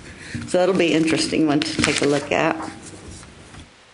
Now, earlier we talked about new gainful employment rules, but I had mentioned in that we have current disclosure requirements for gainful employment. So I just wanted to know that in September of 2014, the department did release an updated gainful employment disclosure template. Now, that deadline for using that template in particular was January the 31st, but it's always good as a reminder, for those that might not have gotten it done by that date, that it's out there. It really needs to be filled out and used versus using a past one. We'll have just a few minutes to conclude, so I want to go ahead and move to what we're going to see on the horizon right now. I mentioned to you that a while back the department had negotiated rulemaking on a whole slew of items, which included the teacher preparation programs. And they did get that proposed rule out. But here's a list of all the other items that they already have negotiated, but we have not seen proposed rules on yet. So we expect these sometime in 2015. And those are cash management of Title IV funds, and that has to do with the use of credit cards and debit cards. There's also state authorization for programs offered through distance ed and correspondence schools. We're waiting for those rules. State authorization for foreign locations of institutions located in a state. Clock to credit hour conversion. They're still working on that. And the application of repeat coursework provisions to graduate and undergraduate programs. So we'll see proposed rules come out with comment periods of up to 60 days for each of those items. And then soon thereafter, you should see final rules that do come out. So what's going on right now? Well, the department right now is in the middle of another negotiated rulemaking session. And in fact, today is the conclusion of the first set of meetings. So they met Tuesday, Wednesday, and today. And they have selected negotiators to address two things. One is the expansion of the pay-as-you-earn program. President Obama said last summer that he wanted the program expanded to not just some direct loan borrowers, but to all direct loan borrowers. And he said that he wanted the repayment program to address the neediest of students. So that's what they're talking about, and they're trying to figure out how they're going to do this. This is just winding up the first set of meetings. The other topic that they had on too was for SRCA, the purposes of military personnel who are in service, they get a lower interest rate on their student loans. And the department last year sometime told the federal loan servicers that they need to not just sit there and wait for a borrower to send them a written request for that lower interest rate, but they wanted them to be more proactive. So they're letting them use a database from the Department of Defense so they can just take their student loan portfolio, match it against that, and figure out themselves which students or former students maybe are in the military, and go ahead and automatically grant them that lower interest rate.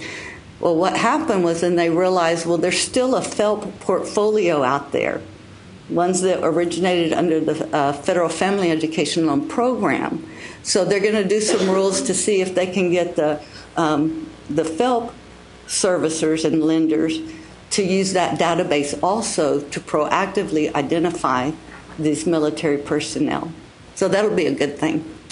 I did hear one thing yesterday. The department, during their first meetings, they let people ask if other rules can be discussed, other topics, and the department said they would consider 14 other topics. And I haven't got to see a whole list of those topics yet, but probably by this afternoon, and they haven't decided for sure if they're going to do rules for all those other 14, but they're at least going to consider them, okay? And so that'll be interesting. I'll have that in the next update, and we'll probably do a Shop Talk article on that as soon as we find out a little bit more about how things are going. Have just a few minutes, so I want to talk about Congress for just a minute. I already mentioned earlier that in December, the 113th Congress had passed the budget, which included a Careers Pathway Program, but it also had a few other things. So it had the Career Pathway programs, and for these particular programs, they're going to reinstate the ability to benefit. So for students that did not have a high school or GED, high school diploma or GED, and they want to be in this program, they're going to get to use ability to benefit. We'll see more about that later. The department hasn't started writing about that yet, but they will soon. There's also some changes from that budget to increase student aid programs, increase funding for minority-serving institutions, money for veterans and disabled students. Those are all really good things. And increase funding for the Clery Act provisions. That's the Violence Against Women's Act provisions that I mentioned. Well, for them to implement programs and everything and all the crime statistics that's going to come from that information, they needed more money, so they got more money appropriated for that. And what we have going on too is that we know that in the 114th Congress, well, before that, they've been talking about reauthorization for about the past year. And so that's probably going to really happen this year. That's reauthorization of the Higher Education Act. And what we've pretty much seen since January is anything that got introduced in last Congress, it has to go ahead and, it faded away because nothing happened. However, since January, we've been seeing a lot of bills rolled out from the legislative areas, and we're going to see not big reauthorization bills, but little single bills for everyone to consider to totally revamp the Higher Education Act. Just a few of those that we've seen lately: the Financial Aid Simplification and Transparency Act. That has a lot of different things, in it. Simplify things, bring back Pell for 2 years, 2 Pells in a year, some of those things. They have the Repayment Act of 2015. This is legislation that pretty much says, let's have this one repayment plan and let everybody be on one, and then even defaulted loan borrowers can be on that same plan. I don't know if that's going to go anywhere. We'll see. A lot of these we don't talk too much about because there's just going to be a load of them. But there's one that Virginia Fox put out the other day. It's called the Supporting Academic Freedom through Regulatory Relief Act. Now, interestingly enough, at the time when the department is regulating, they have a whole list of things I just told you are going to be pushed down in regulation. That bill says they want gainful employment repealed. They want the teacher appropriation, which hadn't even been finalized yet. They don't want to see that happening. They don't want to see, the list I gave you a while ago, clock to credit hour conversion. They don't want to see the department do any of those things. They're just telling them, stop. Let us do reauthorization first, and then do some rulemaking later. Kind of makes sense, but just to let you know, every angle's happening right now, and we'll see. Again, I've noted here that as all these things are talking about, the department hasn't skipped a heartbeat. They're still regulating and drafting new rules. And my time is almost up. I just wanted to leave you with a few helpful resources. If you want to look some of the information up or places to find some good information. I always like to talk about and let people know where, if you didn't get to go to the FSA conference, they have real good recordings and handouts of the presentations that are available. And there's like 50 of them, but it's nice because, like me, I can sit back and when I have time, pull up one of those recordings and listen to it. So those are pretty helpful. I know I've given a lot of information and rather quickly. Does anybody have any questions offhand? No? Okay, with that, what time does break over? The break is over. Okay, would like to give you a break right now, and if you'll please come back at 10 minutes after 11, we'll start the next presentation. Thank you.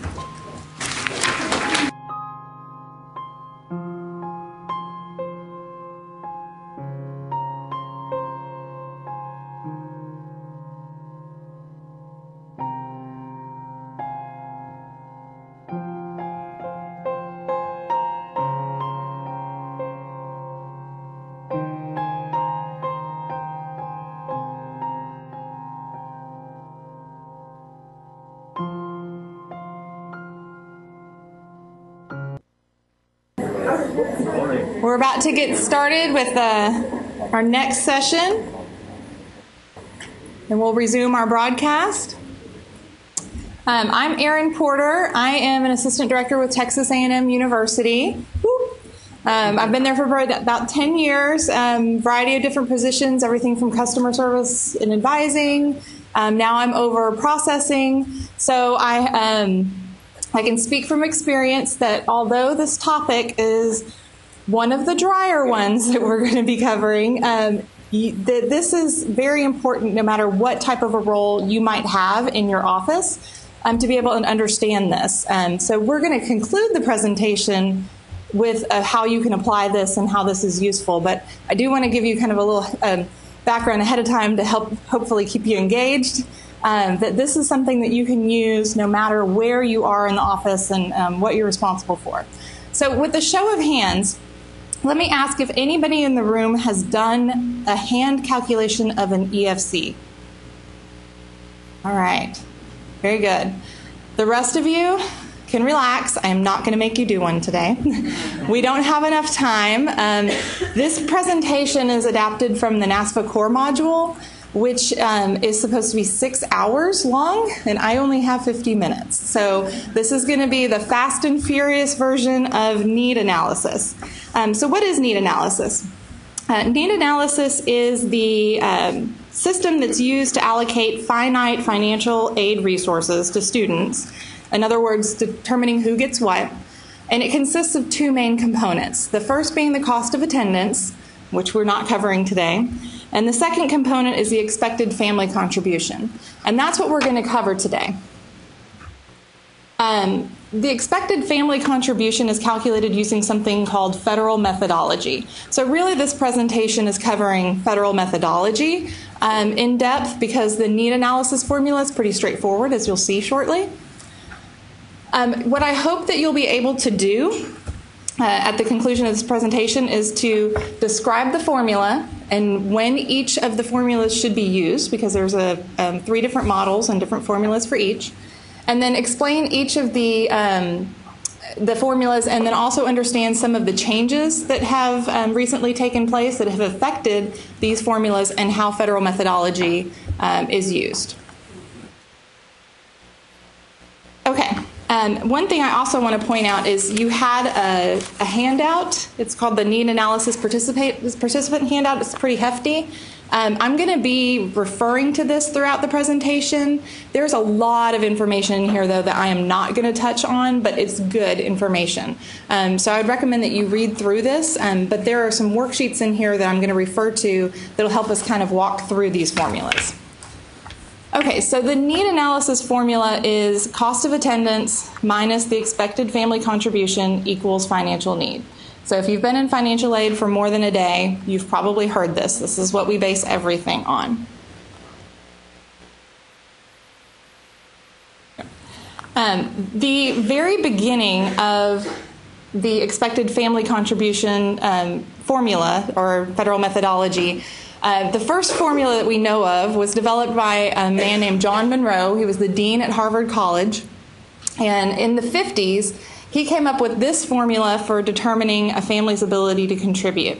As you can see, it's, some of it's a little questionable, like why is that important? And it doesn't really help give a very big picture, a good picture.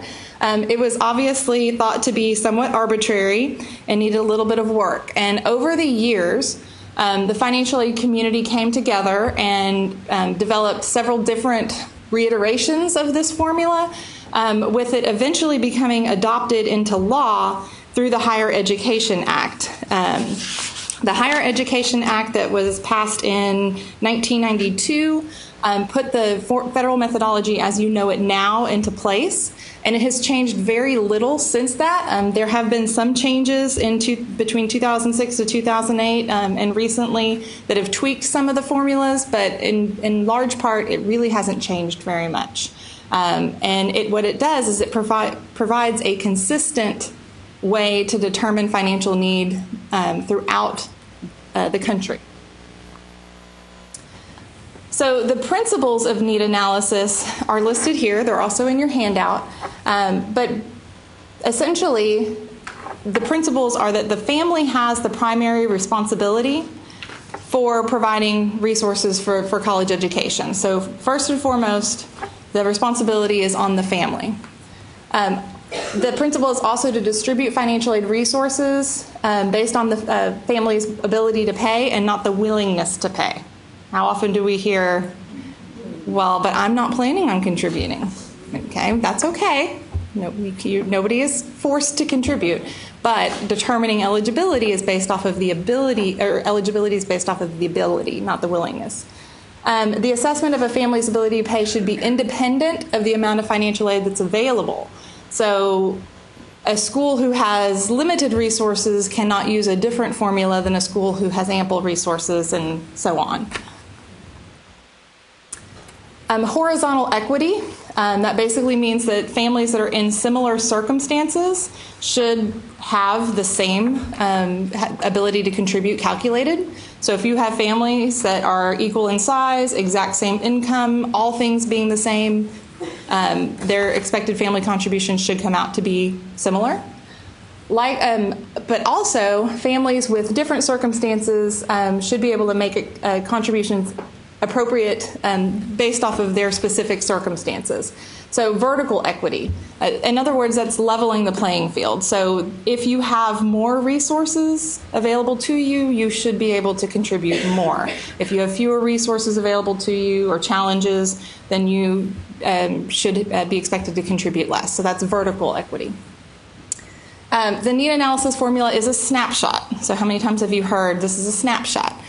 So it takes a one-time picture of the family's ability to contribute, but it's also a benchmark. And the financial aid administrators can use professional judgment as needed to modify that federal methodology, the components of the federal methodology, to accurately reflect the student or family's ability to contribute. All right, so who's ready to dig into some formulas? In your packet, I want to say it is page 34. We're going to start with the basic dependent formula, the regular formula. This is the formula that includes all of the components that exist in the federal methodology. As you'll find as we go through some of the other formulas, they are simplified, and they exclude some of these components, skip certain steps. But we're going to go through the dependent regular formula in full so that you can see all of these steps and then understand what's being skipped in those other formulas. So the first step in calculating this formula, if you look in the box that's on the top left, is you're going to determine the parent's income. So how much income do they have available? You're going to take the adjusted gross income or the income earned from work if they are not a tax filer. So if they filed a tax return, you're using AGI. If they did not, it's the income that was on their W-2s. You're adding that to their untaxed income and benefits as reported on the FAFSA. You're adding it to the additional financial aid, you're subtracting the additional financial aid information, or in other words, what I call income offsets. So those would be things like education credits, child support paid out, income taxes paid out. Those things affect the amount of income that the family has available to contribute to the college education. So the federal government does recognize that although you've earned all of this money and you're receiving all this income, not all of it is actually available. You've paid some in taxes, you've paid some in child support, you have some of these offsets. And that's going to give you your total income. These are the allowances. I'm sorry, if you go down to the bottom that I touched on, taxes paid, so the federal income tax. If the student resides in a state that has state income tax, that is calculated using a table. And in this worksheet, you'll see that it references tables. They follow right behind the worksheet. So table A1 is where you get your state tax. Social Security tax is also calculated through a table, as is the income protection allowance. So we'll get into the income protection allowance a little bit later, but what that is a percentage of income that the federal government is protecting for basic living, food, housing, medical expenses, etc. So when you hear from a family, you're not leaving me any money for living. Well, no, the formula actually is. Now, whether they think the amount is sufficient or not is another story. And then the employment expense. I want to key in on that employment expense that's in box 13 of this formula, because this is something that if you're responsible for verification and you're making changes to a file, you may not understand why an EFC did or did not change. The employment expense is an amount that's allotted for the working parent, but it's only allotted to either both working parents or a single parent who's working. If a two-parent family has only one working parent, there is no employment allowance. So that's something that I had to dig into one time because through verification, it was determined that one parent had no earnings and had not been working, although they had initially reported it on the FAFSA. And that caused the EFC to not change the way I thought it was going to. So that's something to take note of.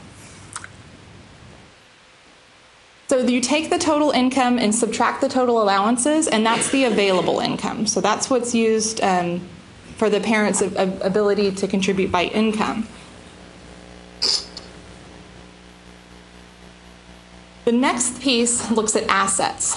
So this is savings, business, et cetera, that's reported on the FAFSA. So again, it's cash, savings, and checking as reported on the FAFSA. The net worth of investments as reported, and then also the net worth of businesses or investment farms. A common error that families make is reporting the value of the home that they live in. The home that you live in as your primary residence is never reported as an asset. Summer homes are. I have had somebody try to argue that they spent 50% on the East Coast and 50% on the West Coast. You got to pick one. Business and investment farms, a family business that has 100 employees or fewer is not considered in this calculation. So if it's a family farm or family business and there's only 25 employees, that's not what gets reported here. So that's another common error that we see. So once you have calculated the net worth by adding up the cash and savings and the net worth of the businesses, you're going to subtract an educational savings and asset protection allowance. And that is also found in a table, A5. Once you've subtracted that, then you're going to have the discretionary net worth, which gets multiplied further by an asset conversion rate. So what that is doing is saying, okay, not all of your assets are available this year. The federal government's not saying that you need to make available everything that you have saved in your entire net worth as being able to be contributed to education this year. Sometimes we get challenged on that. Well, you're asking me to put the savings, but some of that I have to save for retirement. That's already reflected. The education savings and asset protection allowance, it's in that table, is based off of parents' age. So the older parent, so whoever is the older parent on the FAFSA, their age is used to determine how much of the assets are saved and protected because they must save for retirement. You may have some situations where if you're doing professional judgment and removing a parent, if it was the older parent, sometimes that can change that asset protection allowance. So then the last part of this formula is to calculate, add your available income and your contribution from assets, and that's the parent's adjusted available income. And this is where the number in college comes into play. Okay, so the parent's adjusted available income is divided by the number of students that will be in college for that aid year, and that's the parent's contribution. Okay, so all of those steps to get the parent's contribution. Note that the number in college is only applied to the parent's income. The student's income is not affected by the number in college. So older brother is not expected to take half of his ability to contribute and apply it to younger brother or vice versa. This is why you may have families that have 2 children going to college and they have 2 different EFCs, even though the parents put the same information for themselves on both FAFSAs. If the students earned differently, then that's going to make a difference. So we get that question a lot.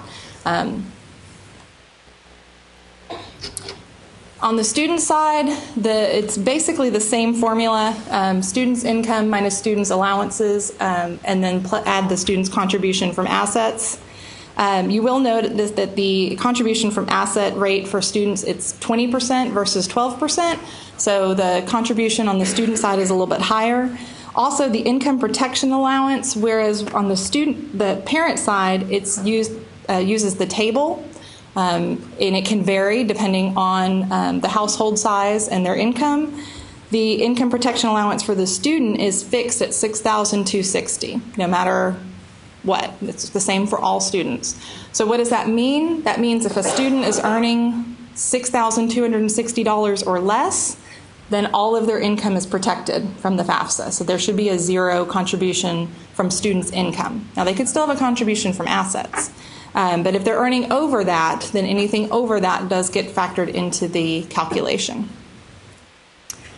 $6,260 is not that much for a student to earn from January to December, especially when we're trying to encourage them to work and reduce their loan debt.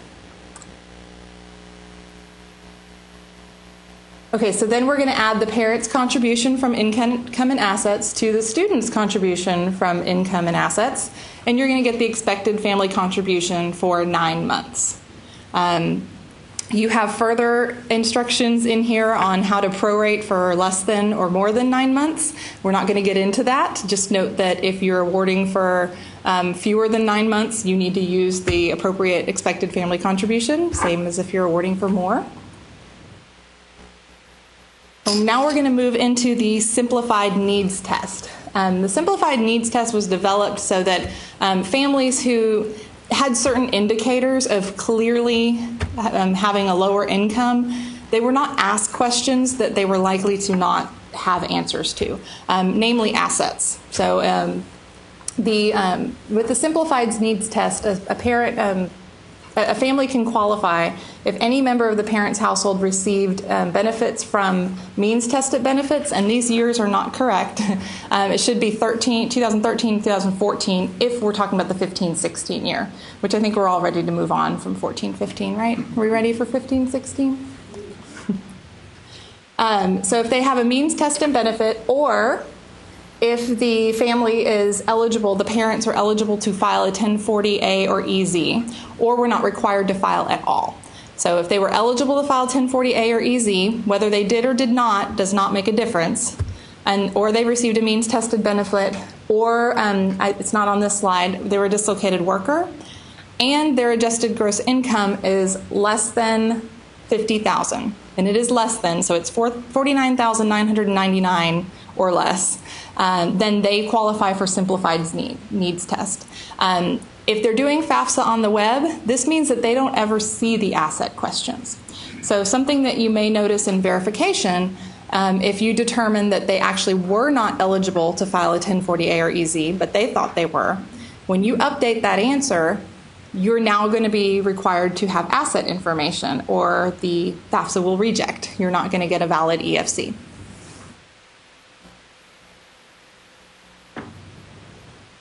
So the simplified needs test basically takes the parent's total income, allowances, and available income, the total income and allowances, and calculates available income the same way as the regular formula.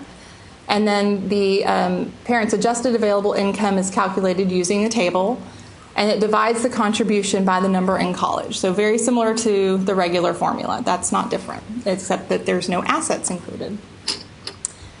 The student's contribution is calculated the same way as the regular formula, and then you're going to add the parent's contribution and the student's contribution together. The third model, or the third formula in Model A, so Model A is for dependent students, and the third formula is the automatic zero. It is the same eligibility criteria as simplified needs, so they can qualify by being eligible for a 1040A or EZ, receiving a means-tested benefit, or being a dislocated worker, and then their income has to be $24,000 or less. So it's just a lower income. So because the income is so much lower, now they're going to determine that their EFC is just automatically zero, because in most cases going through the full formula, it would end up being zero. And they're also not presented with the asset question. So you can have a student or a family changing from one formula to the other during verification. If you're verifying and the adjusted gross income goes over $24,000 but still under $50,000, they might go from auto zero to simplified needs. Or if it goes over $50,000, they may switch to the regular formula. Also, if you update that tax filing status, that can change that as well. So those are some reasons why you may receive a reject and require assets. Okay, moving on to the independent student formula. The student and the spouse, if they're married, they will add their AGI or their income earned from work together, and then add the total untaxed income and benefits minus the additional other additional financial information to get the student's total income. And if you want to flip forward, you have a worksheet in here for independent. It's a little bit further on.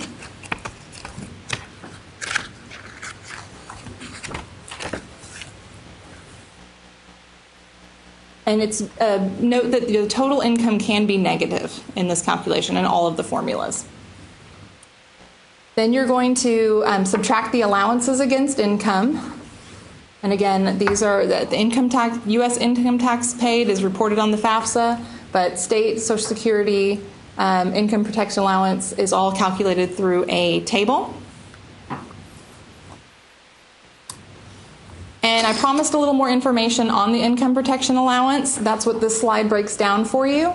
You can see the percentages of the income protection allowance listed here. So the majority is for food, and then housing, clothing and personal care, other family consumption, medical care, and transportation. It's important to understand these percentages because let's say you're asked by a student for a professional judgment for medical expenses. So they report that their medical expenses are high, they're particularly high this year, and they would like an adjustment. Well, you should first check to see what 11% of the income protection allowance is and compare that to the medical expenses that they're able to document. If their medical expenses are equal to or less than the amount that's already protected, then you should not make any adjustments because they're already receiving protection for that amount. Any amount that exceeds the income protection allowance for medical, you would be able to possibly do an adjustment for that on a case-by-case basis. Another thing to point out is in the table for the income protection allowance, the figures are somewhat low.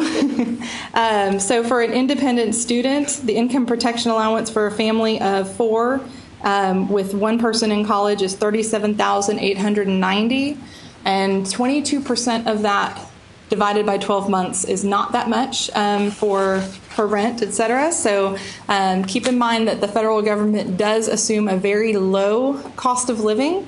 They expect frugality, in other words.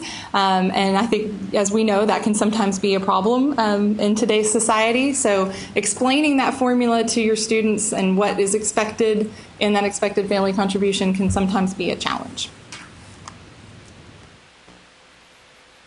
The independent student with dependents, the student's available income takes their total income minus the allowances to get their available income. And then the assets are calculated the same way. So there's more information on the slide, but it's basically calculated the same way.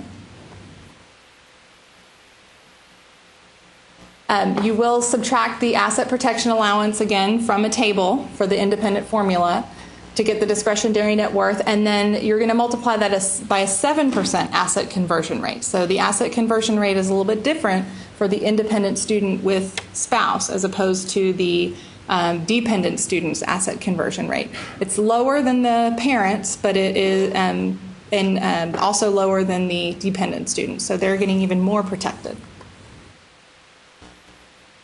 And then the expected family contribution is derived by taking the available income plus the contribution from assets, divided by the number in college, and that's going to get you your expected family contribution for the independent student with dependents, regular formula. So the independent student with dependents also has a simplified needs and an auto zero formula. You have all 3 formulas for all 3 models. And again, the qualifications here are going to be means tested benefit during the previous 2 years, or eligible to file a 1040A or EZ, or dislocated worker status with the AGI being less than 50,000. It's the same as the regular formula, but you're excluding assets. So we won't walk through all of those steps. The automatic zero qualifications are the same as the simplified needs, but the AGI or the income earned from work needs to be $24,000 or less. So this says less than $24,001. And then the third model that we have is the independent students without dependents other than a spouse. And with this model, The EFC is calculated, again, start with total income minus the total allowances. And that gives you the discretionary income, but then it is multiplied by 50%. The simplified needs for independent students without dependents other than the spouse, it is the same qualifications. So AGI of 50,000 or less, either not required to file a tax return or can file a 1040A or EZ, or dislocated worker status, or receiving a means-tested benefit. So the way to think about it first is, do they have the income qualifications, and then do they have one of the three subsequent qualifications, the 1040A or EZ, dislocated worker, or means-tested benefit. The total income then is the student and spouse taxable and untaxed income minus the other financial information. And the other financial information, as we stated, is going to be like education credits, child support paid, need-based employment, etc. You're going to add that to your untaxed income. And then the allowances against income are added, and this slide gets a little bit wordy here, but again, it's just telling you that these are calculated through tables. I know I'm going fast. And then the contribution from assets is calculated the same way, but you'll note there at the bottom that the discretionary net worth is multiplied times 20% to obtain the contribution from assets. So the subtle differences between these formulas typically comes in the income protection and then the percentage that they use for what is available from assets. So that's where you're going to see those subtle differences between dependent versus independent with dependents and independent without dependents. How many times can I say dependent? All right. So anybody need a break after all of those formulas? There have not been a lot of changes that have affected the federal methodology, but there have been some significant ones in recent years that we want to make sure everyone is aware of. Even if you're aware, you may need to make sure that you're educating your students about this, because not all students understand these changes. So on June 26th of 2013, the Supreme Court struck down the part of the Defense of Marriage Act that defined marriage as one woman and one man. So what that means is that has changed the way the FAFSA information, what can be reported on the FAFSA. So historically, for students or parents who are in a same-sex marriage, they could not report themselves as married and could not report both of their incomes. That has changed with the 14-15 year. So in this current year, students can report themselves and their spouse. It also affected tax filing, so the IRS requirements. And this is where we have actually run into some situations where our students understood that they could report their spouse on the FAFSA, but they didn't realize that they could file their taxes jointly. If you're like us, if you're starting to pay attention to those comment codes about marital and tax filing status conflicts that came out on the ISERs this year, we had questioned some conflicts because we said, you said that you were married, but you filed your taxes as single, or you filed your taxes as head of household. And what we were hearing from our students was, well, I can't file my taxes as married because it's against the law, and Texas doesn't recognize same-sex marriage. Well, as you know, the federal government, for IRS purposes, doesn't just because the student resides in Texas does not mean that they cannot file their taxes as married. If they were legally married in a state that recognized same-sex marriage, they are able to file their taxes as married. So we actually had to have that student amend his tax return. At first, he was not very happy about amending his tax return, but in the long run, it saved him a lot of money. So that's an education piece that you may need to be prepared to explain to some of your students, because although I think the FAFSA has added some verbiage that does make it clear that same-sex marriage is recognized now on the FAFSA, the tax filing status, I think, is still confusing to some students. Also, it did affect repayment plans as well. So for some of the repayment plans that look at spousal income, students in a same-sex marriage would be able to report their spouse as well. Another change for the 14-15 year is in who to report as your parent. Obviously, there were some hiccups because now there is an infographic that kind of has arrows that help you walk through the process. But a new question was added, which basically states that if your legal parents, meaning biological or adoptive, are not married to each other, but they are living together, then you would report both of their information. And let me back up and say it's not just not married to each other, it's unmarried. They are not remarried either, and they are living together. So the student report both of their legal parents. This question has tripped up a lot of students this year, at least from our perspective. First of all, the definition of legal parent. Students don't understand whether that's their step-parent because their step-parent has custody. What is a legal parent? And it is a biological or adoptive parent. And then the other portion of this is that the parents cannot have remarried. So we did have a situation where the parents had divorced. They were still living together, and the mother had remarried, and the new husband was living in the home. So they were all together. And the student had reported his biological parents on the FAFSA. You laugh, but that exact scenario is in the handbook, so it's obviously not that uncommon. So luckily, I was able to refer to the handbook and say, okay, this is exactly what we need to do. In that case, because the mother had remarried, we then had to look to see which biological parent was providing the majority of the student's support. And in that case, it actually was the mother and her new husband. They were providing the majority of the support for the household. The father, the biological father, his contribution was added as untaxed income. So it was a little bit complicated. I know obviously these scenarios exist, and the FAFSA was adapted to try to accommodate as many different situations as possible so that students had options as far as what to report and to gain as accurate a picture as possible. But it is a little confusing sometimes, and it requires some sensitivity and a lot of asking questions. Something that could potentially change federal methodology quite a bit.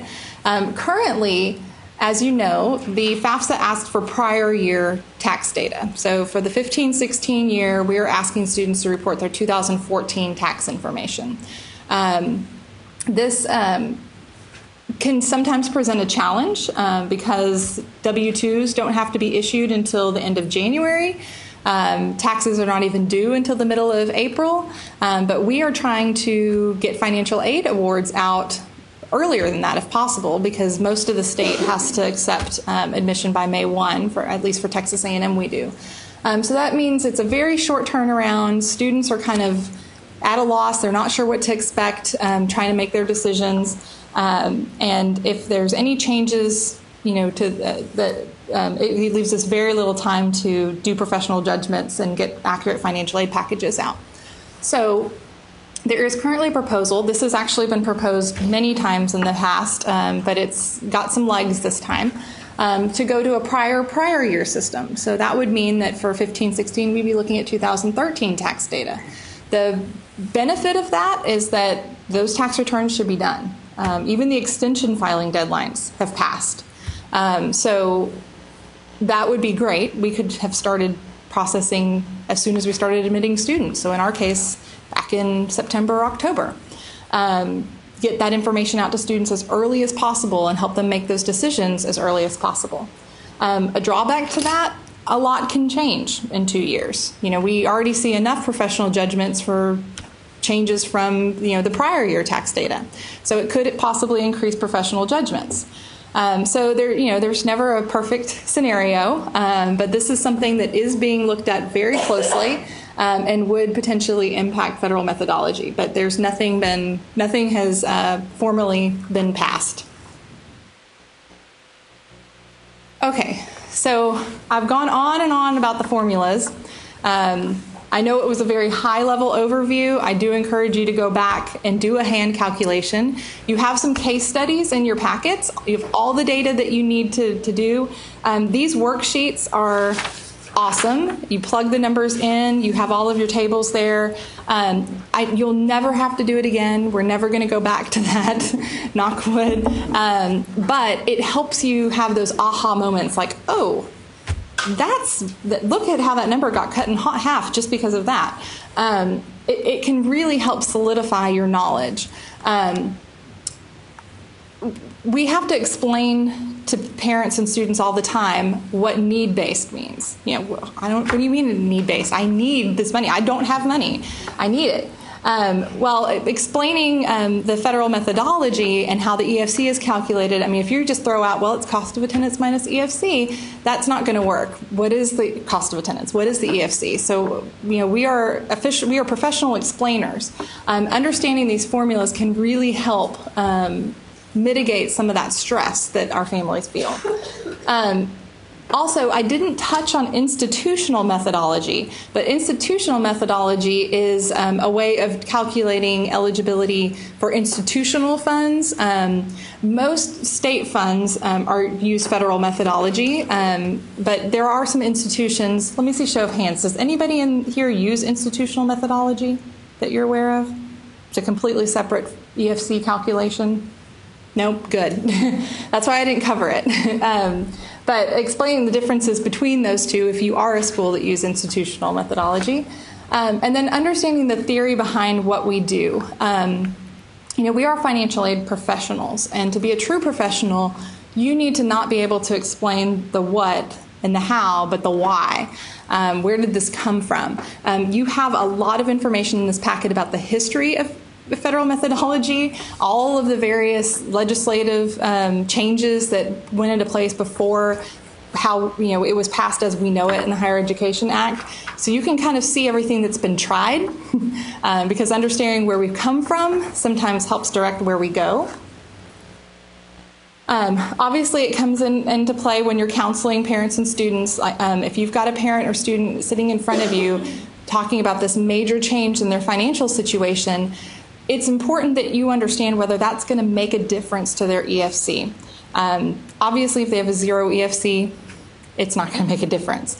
But understanding, if it's a change in something in their assets, but you can see that they were a simplified needs test formula, well, there's no point in changing anything that affects their assets.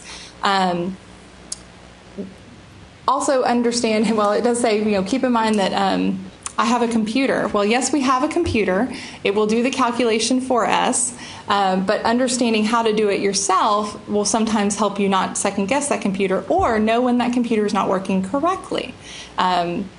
I know we probably all have very sophisticated software programs where everything is supposed to be, built in and automated, but a lot of that requires a manual setup. You have to set certain flags and check certain boxes, and if you don't check the right box, all of a sudden the EFC is not being calculated correctly.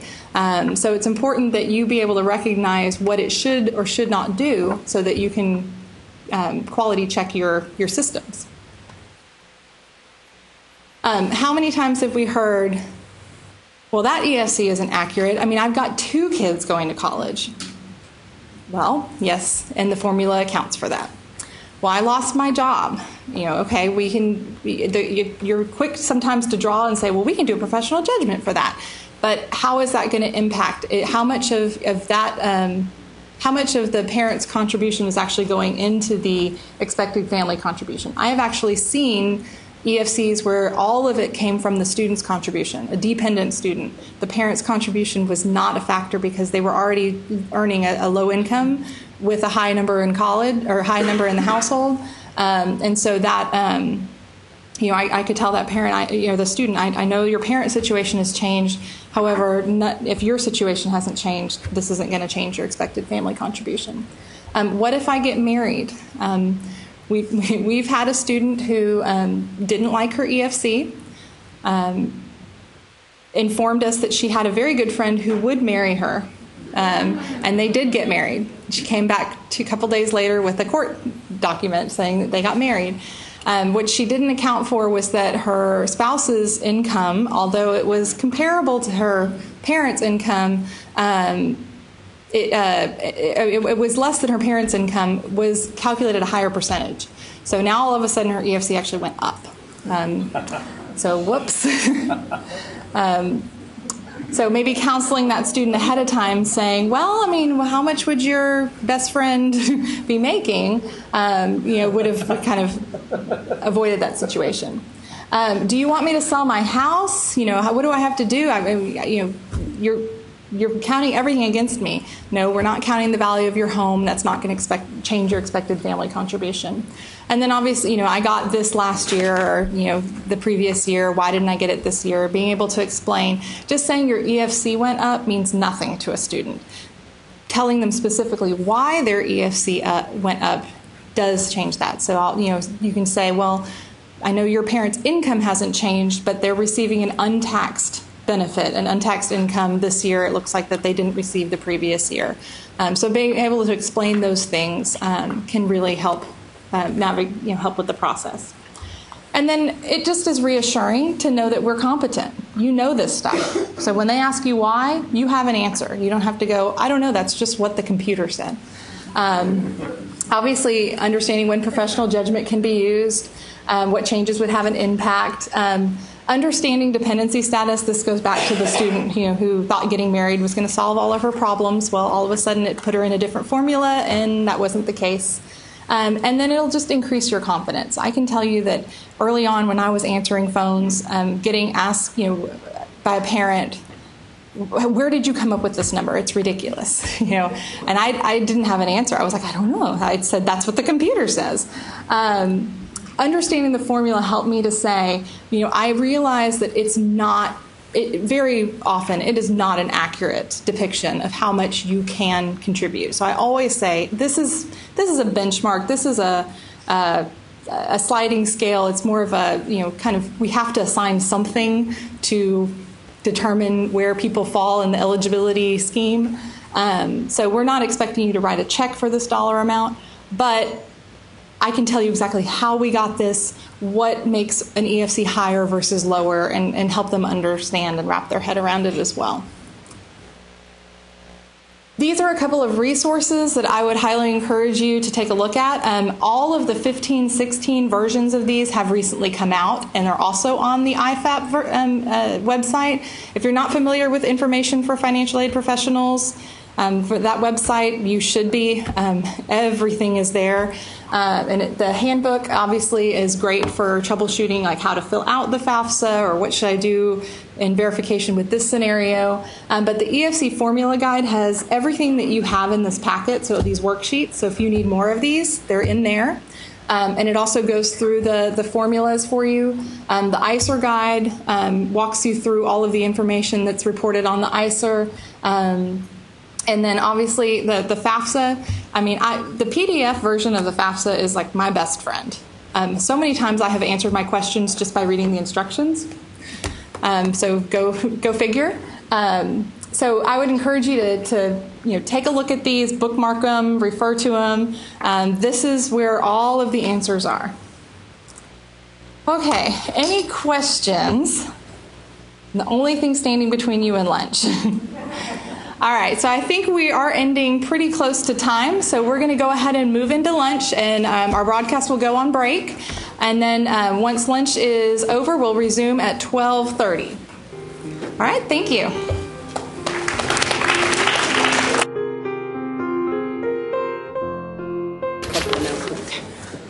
Before we get up, I want to give you some directions on how the flow of lunch is going to go for us today. Exciting topic. Yay, that's good enthusiasm. We're going to need that for this one. So before we get started, I want to get a kind of an idea of who in your office or who out here is responsible for actually transmitting the data to NSLDS from your chair. Anybody? So do most of you have other departments at your institution that you work with, like the registrar or maybe a third-party servicer? Most of you? Okay.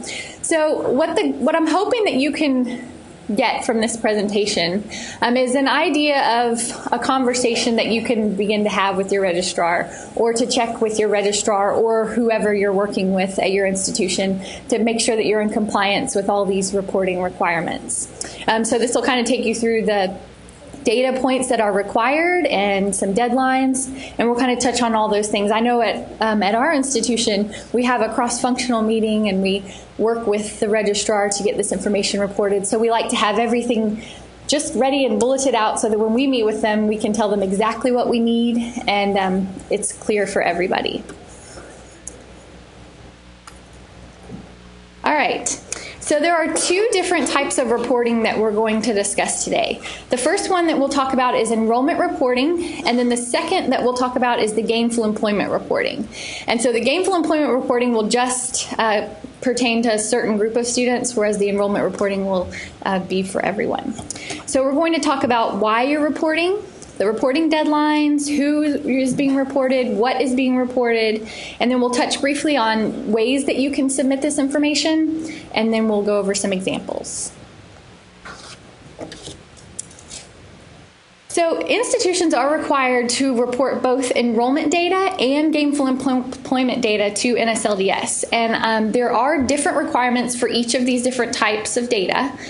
The best way that I can differentiate between the two is enrollment reporting is like a snapshot that is sent several different times throughout the year. It's at least every 60 days or every 2 months, whereas gainful employment reporting is a summary of the year's worth of data for that student. And then with this first year of reporting, you'll do some back reporting as well, and we'll talk about the years that will be reported. So we're going to first start with enrollment reporting. And this is based on the guidelines that were effective October of 2014. So why is enrollment reporting important?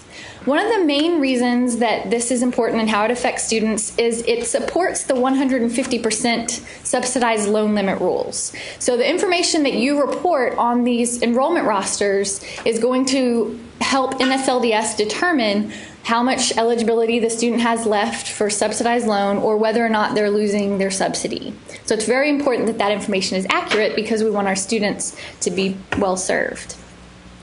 This information also protects the grace periods because as you're reporting exactly when the student leaves school, then these loan servicers can help to make sure that the student knows exactly how much time is left in their grace period.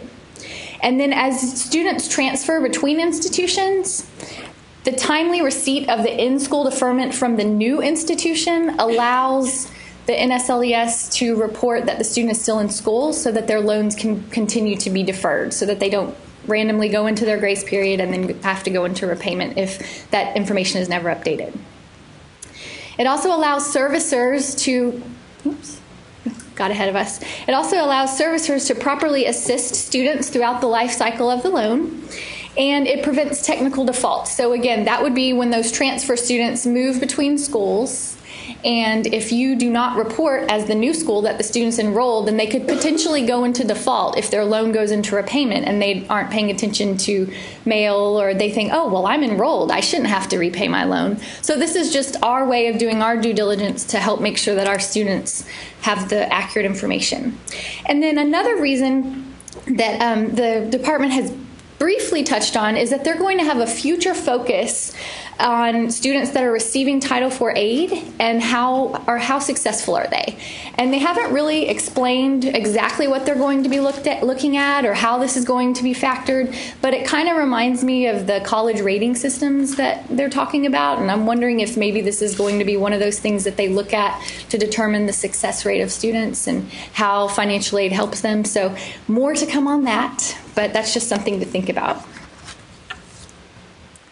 Okay, so this flow chart I probably didn't print out too well in the slides, but I felt it was important because it really takes you through the process for how the enrollment roster is created that is sent to your institution from an SLDS. And the important thing to point out here is that it starts and it ends with the institution. So you're reporting the information to COD, And then COD is reporting the information to NSLDS, and NSLDS gets that information then from the servicers, and then they create this enrollment roster, and then they send that to the school. And that is the roster that you get to certify and to report all of this information on those students on the roster to make sure that they have the accurate information. And we'll go over all of that information in a few slides. So the reporting deadlines, Michelle touched on these briefly earlier in her presentation, but deadlines are important, so it's always good to re-go over those again as we go on. So this NSLDS rosters are required to be certified within 15 days of receipt. So if you're not actually responsible for certifying them, this is a really good slide to talk to your registrar about or to whoever it is that is doing your reporting, because as you know, we're still responsible for the compliance, even if we're not the ones that are actually doing it. So we want to make sure that all of our programs remain in compliance. So this is hopefully something that will help you.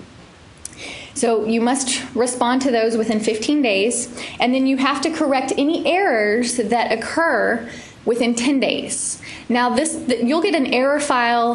We'll talk a little bit about the different ways you can submit, but the error files that you'll receive are mainly for the batch reporting. You'll get an error file through the SAIG mailbox, and then you have to submit the responses to those errors within 10 days. You'll need to report at least every 60 days, and again, verify that whoever is handling this is following these guidelines. So who are we reporting? So you are going to report all students that are receiving Title IV aid currently and previously that are enrolled at your institution. So you will add recipients if they're not already on the roster. So let's say you have new borrowers or new students that have never attended and NSLDS has no record. You will need to add those students to the roster. You'll report all students that receive Title IV aid and have had a change in enrollment status. And then you will also report graduates and withdrawals. So you will report multiple records per student if the student is attending more than one program. So we'll go over all of the different levels of data, but one of the levels is program level data. And so let's take an example of a student that is very ambitious and is majoring in both engineering and math.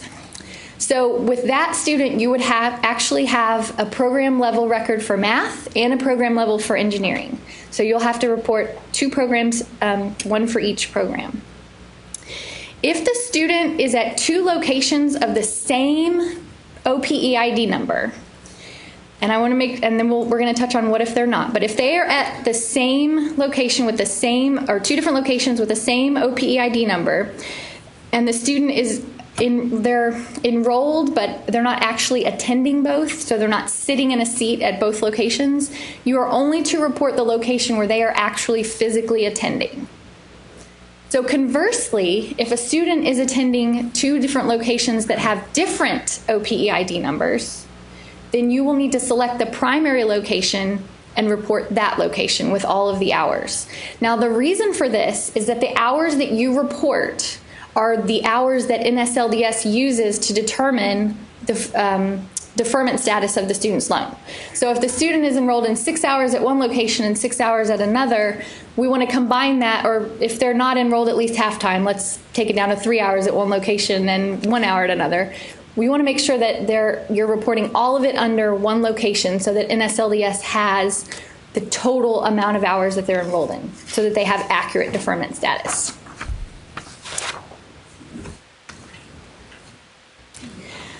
Okay, so now we're going to look at what to report. And what we're going to touch on are just the data categories that you'll be reporting and the information. We won't go too much into the parameter values and like specific field information. That you can find in the NSLDS User's Guide, and they will go over specifically step-by-step instructions for how you can report this information. So the first level of data is the campus level data. And you'll start by reporting the student social security number, the 8-digit OPE ID number of the location. You'll report the student's name and date of birth, and then the permanent address. And this is required for all students except if the student is not found in your database, which is what that status Z is referring to, then obviously you don't have to report that information. And then you have the option to report the student's phone number. You'll also be required to report the certification date, and this is the date that the enrollment information is submitted to NSLDS by the school. So this is the date that your institution is certifying that this information is accurate. So it should not be student specific. In this case, it's going to be everyone in that file has this same certification date. And this is only reported on the campus level, but it applies to all of the underlying program level data for that student. Now, the enrollment status effective date is different, and this is the actual effective date of the student's enrollment status. So if you are reporting that they are full-time, this is the actual date that the student became full-time. And this will be student-specific. So the different enrollment statuses that you can have, and again, this is the overall enrollment status at the location. You can see those here.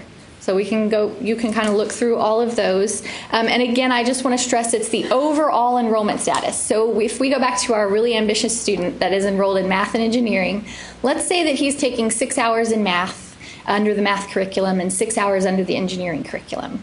He's actually full-time overall at your institution, so that is what you will report as his enrollment status. You won't report separate half-time statuses. So you will report that he is enrolled full-time. The anticipated completion date is the date that the student is expected to graduate. And again, this is going to be student specific, and it's based on when that student specifically is going to leave the program. It's not going to be based on any information that you have in your catalog, which sometimes trips people up, and we'll look at another field that will be later. The term beginning and end dates, these are the dates that the current term begins and ends. So if you're in spring right now, January to May, or whatever your current term beginning and end dates are.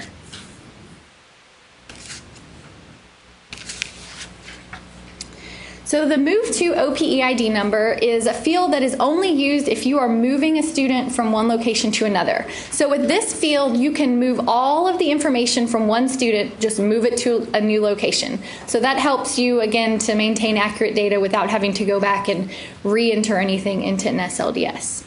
The other one on this slide, the program indicator, this is just a yes or no field. If there is any program level data that is associated with this student, so basically if the student is enrolled in your campus and you are going to be reporting information on that student's program, you'll indicate yes. And if not, you'll indicate no. So pretty simple field there.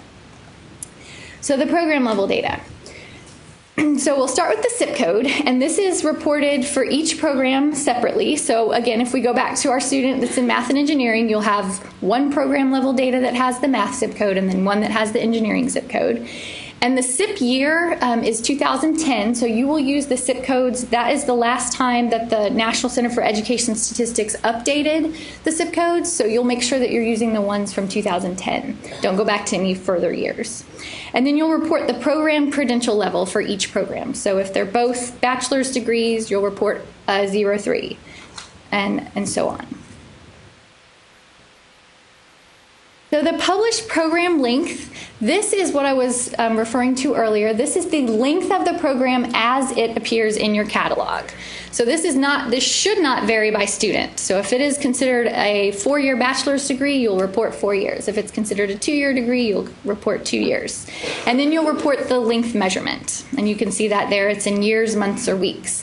Now, if you report a program measurement in weeks or months, you must report the number of weeks of instruction in that Title IV year. So remember, you have to have at least 26 weeks in order for it to be considered Title IV eligible, but that's only required if you're reporting the program length in months or weeks. You always have to have 26 weeks, but you only have to report how many weeks are in your length of your program if it's reported in months or weeks.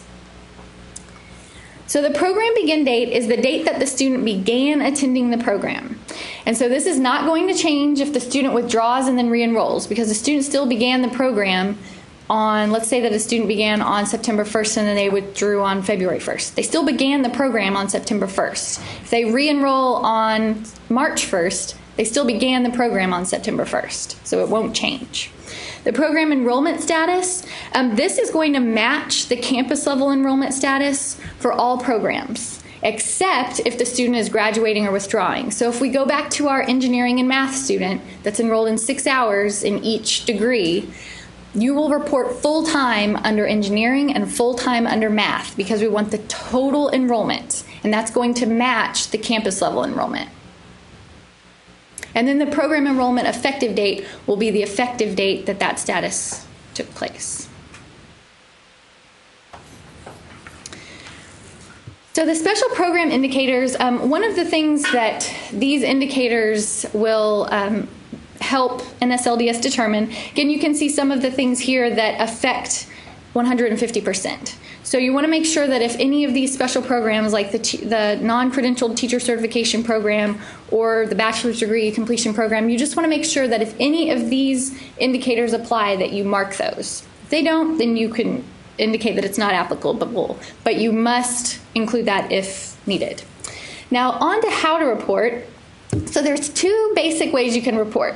You can report online or you can report through batch reporting. So if you're reporting online, you can do that through actually just going in and filling out a form through NSLDS, where you are literally entering student by student by student. So if you have 50,000 students, that's probably not the best way to do this. But if you have a smaller population, or if you're just interested in maybe learning a little bit more about the fields, this might be a benefit to you, where you can go in and see what you would be entering. Another way you can report is through the submittal spreadsheet, and that is where you would create an Excel sheet that you can submit through NSLDS. And then there's 2 types of batch report formats. You can use fixed width or comma separated values. And both of these are completed by submitting them through your SAIG mailbox, and then you'll receive response files through that mailbox as well.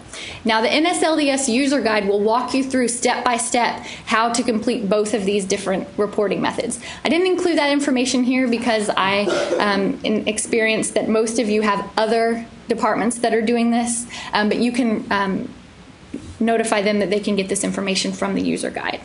So let's determine what is the best method for you. Online add is best for small populations, and this is data that is added 1 student at a time, and the benefit to this is that the errors are presented to you in real time.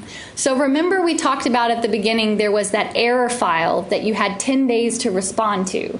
Well, that doesn't apply to this because you get the errors real time, so you can respond right away.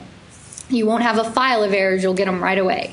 Then there's the submittal spreadsheet, and this is best for moderate-sized populations. Maybe if you don't have a lot of IT support, this might be beneficial for you. And these errors also can be worked immediately. So then we have fixed width. This is better for large populations that have a large IT support. It's typically a file that is extracted from, if you have a financial management system such as Banner, then you can get that file and then submit it through the SAIG mailbox, and then you would get the error response file from that.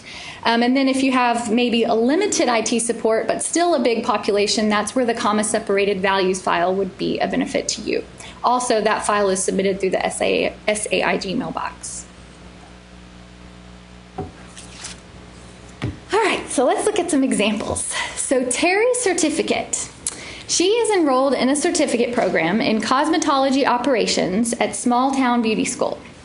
Now, she begins full enrollment in a 60-week program.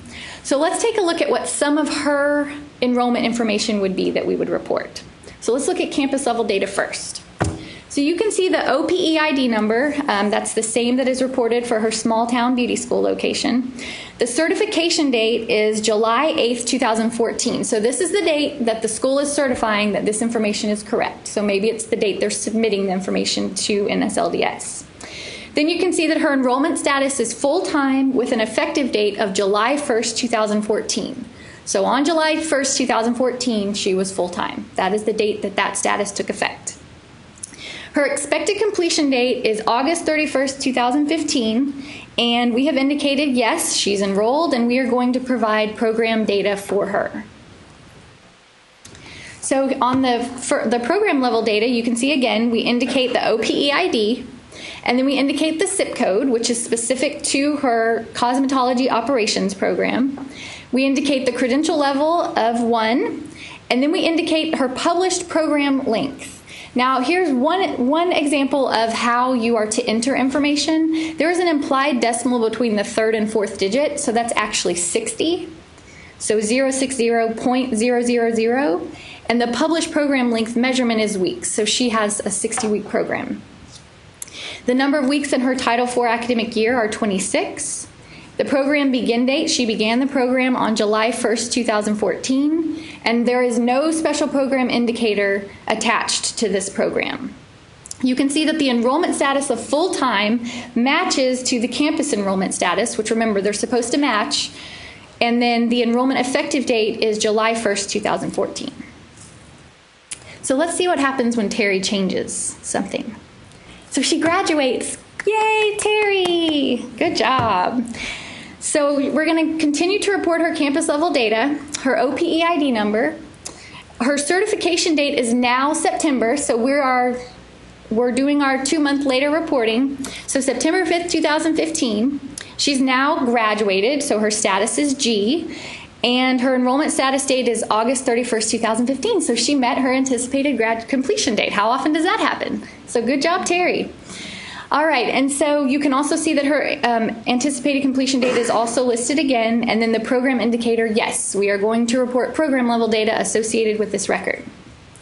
So you'll see the program level data, the zip code, everything stayed the same as our initial report. The only things that changed were her enrollment status, which is now graduated, matching to the campus level again, and her enrollment effective date of August 31st, 2015. Now, one thing to remember is that graduated and, before we go into the second example, graduated and withdrawals must be reported twice. So if this student graduated, when you report again, we reported this one in September, when you report again in November, you'll have to report that she graduated. Same effective date, but you'll still have to report that she graduated. So any student that graduates or withdraws has to be reported twice. Okay, so example 2. And before we move on to this one, we've had a couple questions on this topic in other sessions, so I just wanted to touch on something. How many times do students change their enrollment status? A lot, right? Especially in those first few days when they can add and drop. So is it possible to say that a student could have more than one enrollment change within 60 days? Yes. So they could go from half-time to full-time to half-time to three-quarter time. You only have to report the status that the student is in at the time that you are certifying the file. So you don't have to report a bunch of different records for that student. So if the student is in full-time on our September report date, then that is what we report. All right, so example 2. Billy Batchelor enrolls in a dual major bachelor's degree program in history and math at Big State University. He begins full-time in the 4-year academic program on September 25th, 2013. So how many campus level records will we be reporting for Billy? 1. And how many program level records will we be reporting? 2. All right, so let's look at what they'll look like. So we won't go through every single little field here because I think you kind of get the way of how this will be reported, but I want to call your attention to a couple fields. So first of all, the effective date, we're reporting this information in September. Or I'm sorry, the certification date, we're reporting this information in August. The effective date of the full-time status is September 25th, 2013. And then you can see on his program level data for both history and math that the enrollment status is full-time. So it matches our campus level enrollment status. So it doesn't matter how many hours he's enrolled in under the history curriculum and under the math curriculum. In total, he's enrolled in full-time hours. Now Billy has decided to withdraw. He is withdrawn from the math program, but he's stayed in the history program. So let's see what our next reporting will look like. So our certification date will change. So it's now we're certifying in October 15th, 2014. Everything stays the same in our campus level data because he's still enrolled full-time at the campus, but he has withdrawn from one of his programs. So let's look at the program level data. You can see that in history, everything stayed the same as our previous report. But under the math program, he is now in a W status for withdrawn, and the actual effective date of that withdrawal of October 3rd is reported. So that is an example of when you would have two different statuses under that program level information. And again, where that withdrawal does not match the campus level data. Okay. So just remember again that after withdrawing or graduating, you have to report twice. So this student, Billy, when we report again in, let's see, when did we report? We reported him in October, so we'll have to report again in December. We will have to report his withdrawal from that math program again. And then he will fall off of our enrollment roster in February, and he will only be listed under the history program. And then we'll continue to report his history information until he graduates or perhaps withdraws from that program. All right. So are there any questions on the enrollment reporting section before I move on? All right, so gainful employment reporting. Woo. All right, this is just a summary slide. I think we all know what constitutes a gainful employment program, but this is a reminder.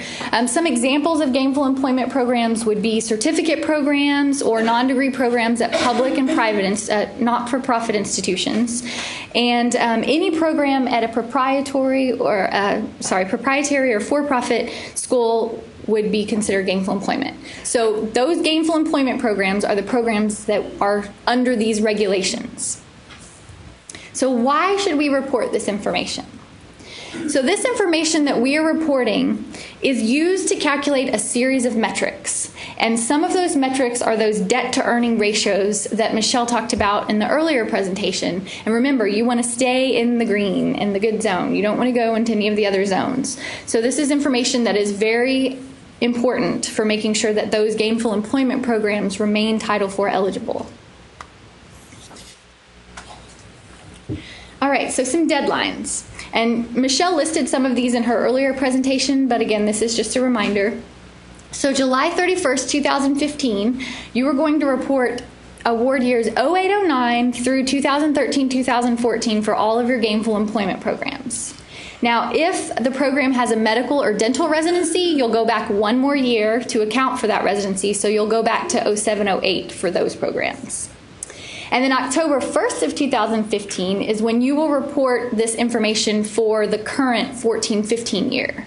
And then going forward, every October 1st following the conclusion of the award year, you will report that gainful employment information.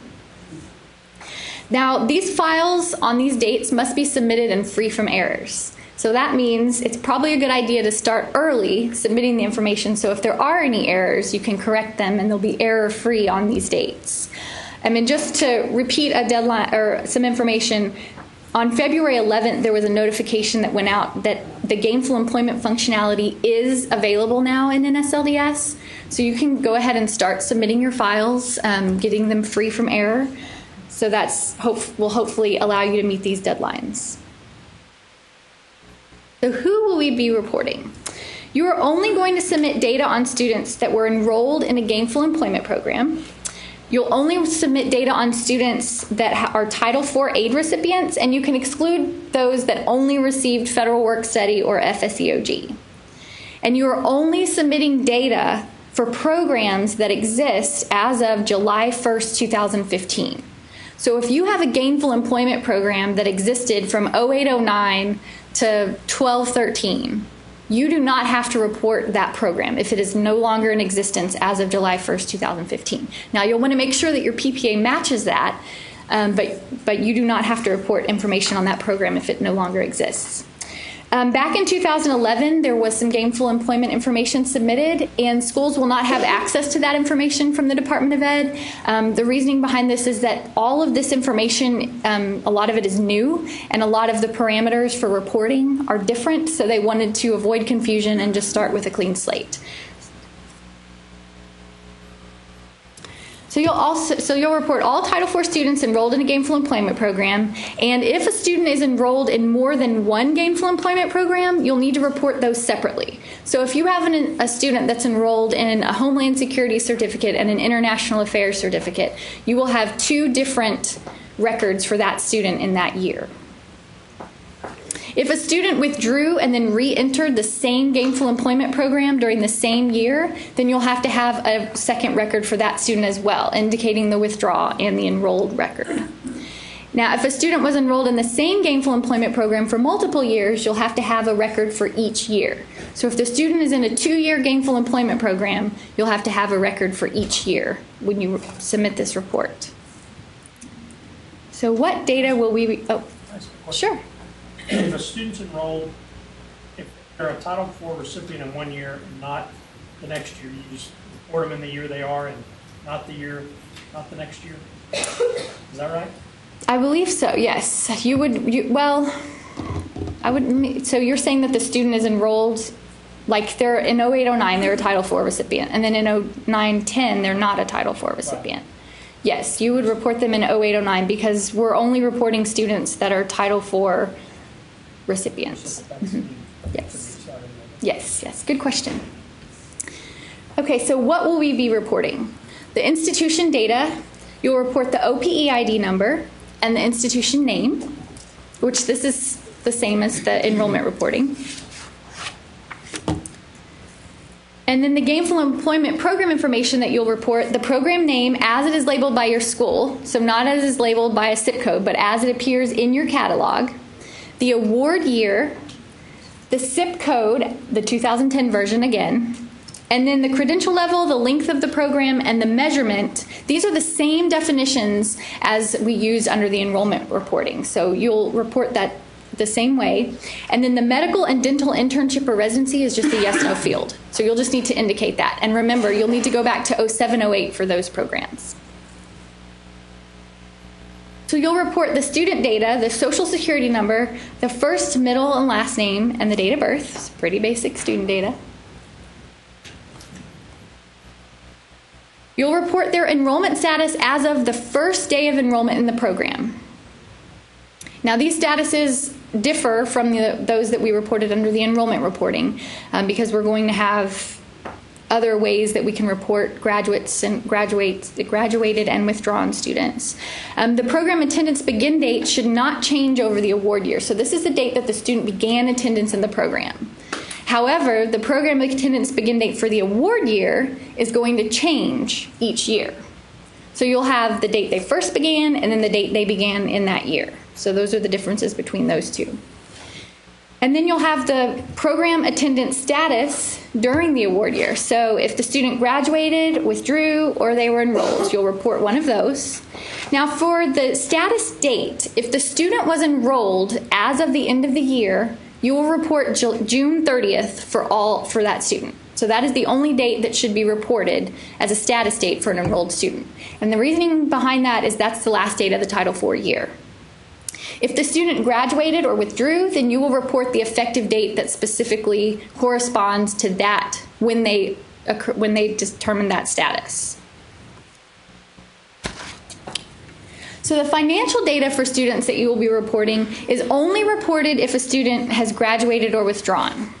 And it's going to include the loan debt, total loan debt for the entire program. It's also going to include the cost of the program and some other information that we'll get to on the next slide. So it'll include the private loan amount, the institutional debt amount, the tuition and fees amount. And on this, I just wanted to be more specific. This is the actual amount that students are being billed for the program. So this is not the amount that's in the cost of attendance. This is the amount that appears on your student bill over the course of the entire program. The allowance for books and supplies, however, in most cases will be the amount in your cost of attendance, unless for some reason you have had to do a professional judgment to increase that amount. So if the student needs a special computer program, or maybe they're doing an orthodontic certificate and they need some special equipment, and you've had to increase for that, then you will use the bigger, new increased amount in your reporting. And again, it's going to be across all of the years of the program. The ways that you can report this information are the same as the enrollment reporting. You don't have to use the same method for both, but you can. But let's look at some examples. So James started his auto mechanics gainful employment program on May 15th, 2010, and he finished it on June 20th, 2011, and he didn't take any time off. So he was enrolled in the 09-10 award year and the 10-11 award year. So how many years will you report to NSLDS in your file? 2. And what will the reported program statuses be for the 09, what will the status be for the 09-10 year? Enrolled. And what will it be for the 10-11 year? Graduated. So which year will you report the financial data? The 10-11 year, the year that he graduated. So let's look at what some of the fields will look like. This might be kind of small in your slides, and I want to stress that this is not all of the information that you'll be reporting. It's just some that I've picked out to kind of show you the differences and some of the information that I felt was important. So you'll notice that you have 2 award years, one for 2 records, one for 09-10 and one for 10-11, because the student was enrolled in 2 years. That program attendance date, remember, it stays the same when the student began attendance. It stays the same across the years, so you can see that it stayed the same for both records. You can see that the program attendance begin date for this award year changed. So it changed over the award years. And then you can see that the student was enrolled in 09-10, and then they graduated in 10-11, and then the program attendance status date for that enrolled status is June 30th, because it's always June 30th for an enrolled status. For that graduated status, the student actually graduated on June 20th, 2011, and then the financial data is present under that graduated record. And that is all of the information across all of the years of the program. The next example, we have Alex, who started the Computer-Aided Drafting Certificate Program on August 1st, 2008, and then he withdrew on February 1st, 2009, and then he re-enrolled on May 1st, 2009, and he remains enrolled at the end of the award year. So how many records will be reported for the 08-09 award year? 2. One will have the status of withdrawn, and one will have the status of enrolled.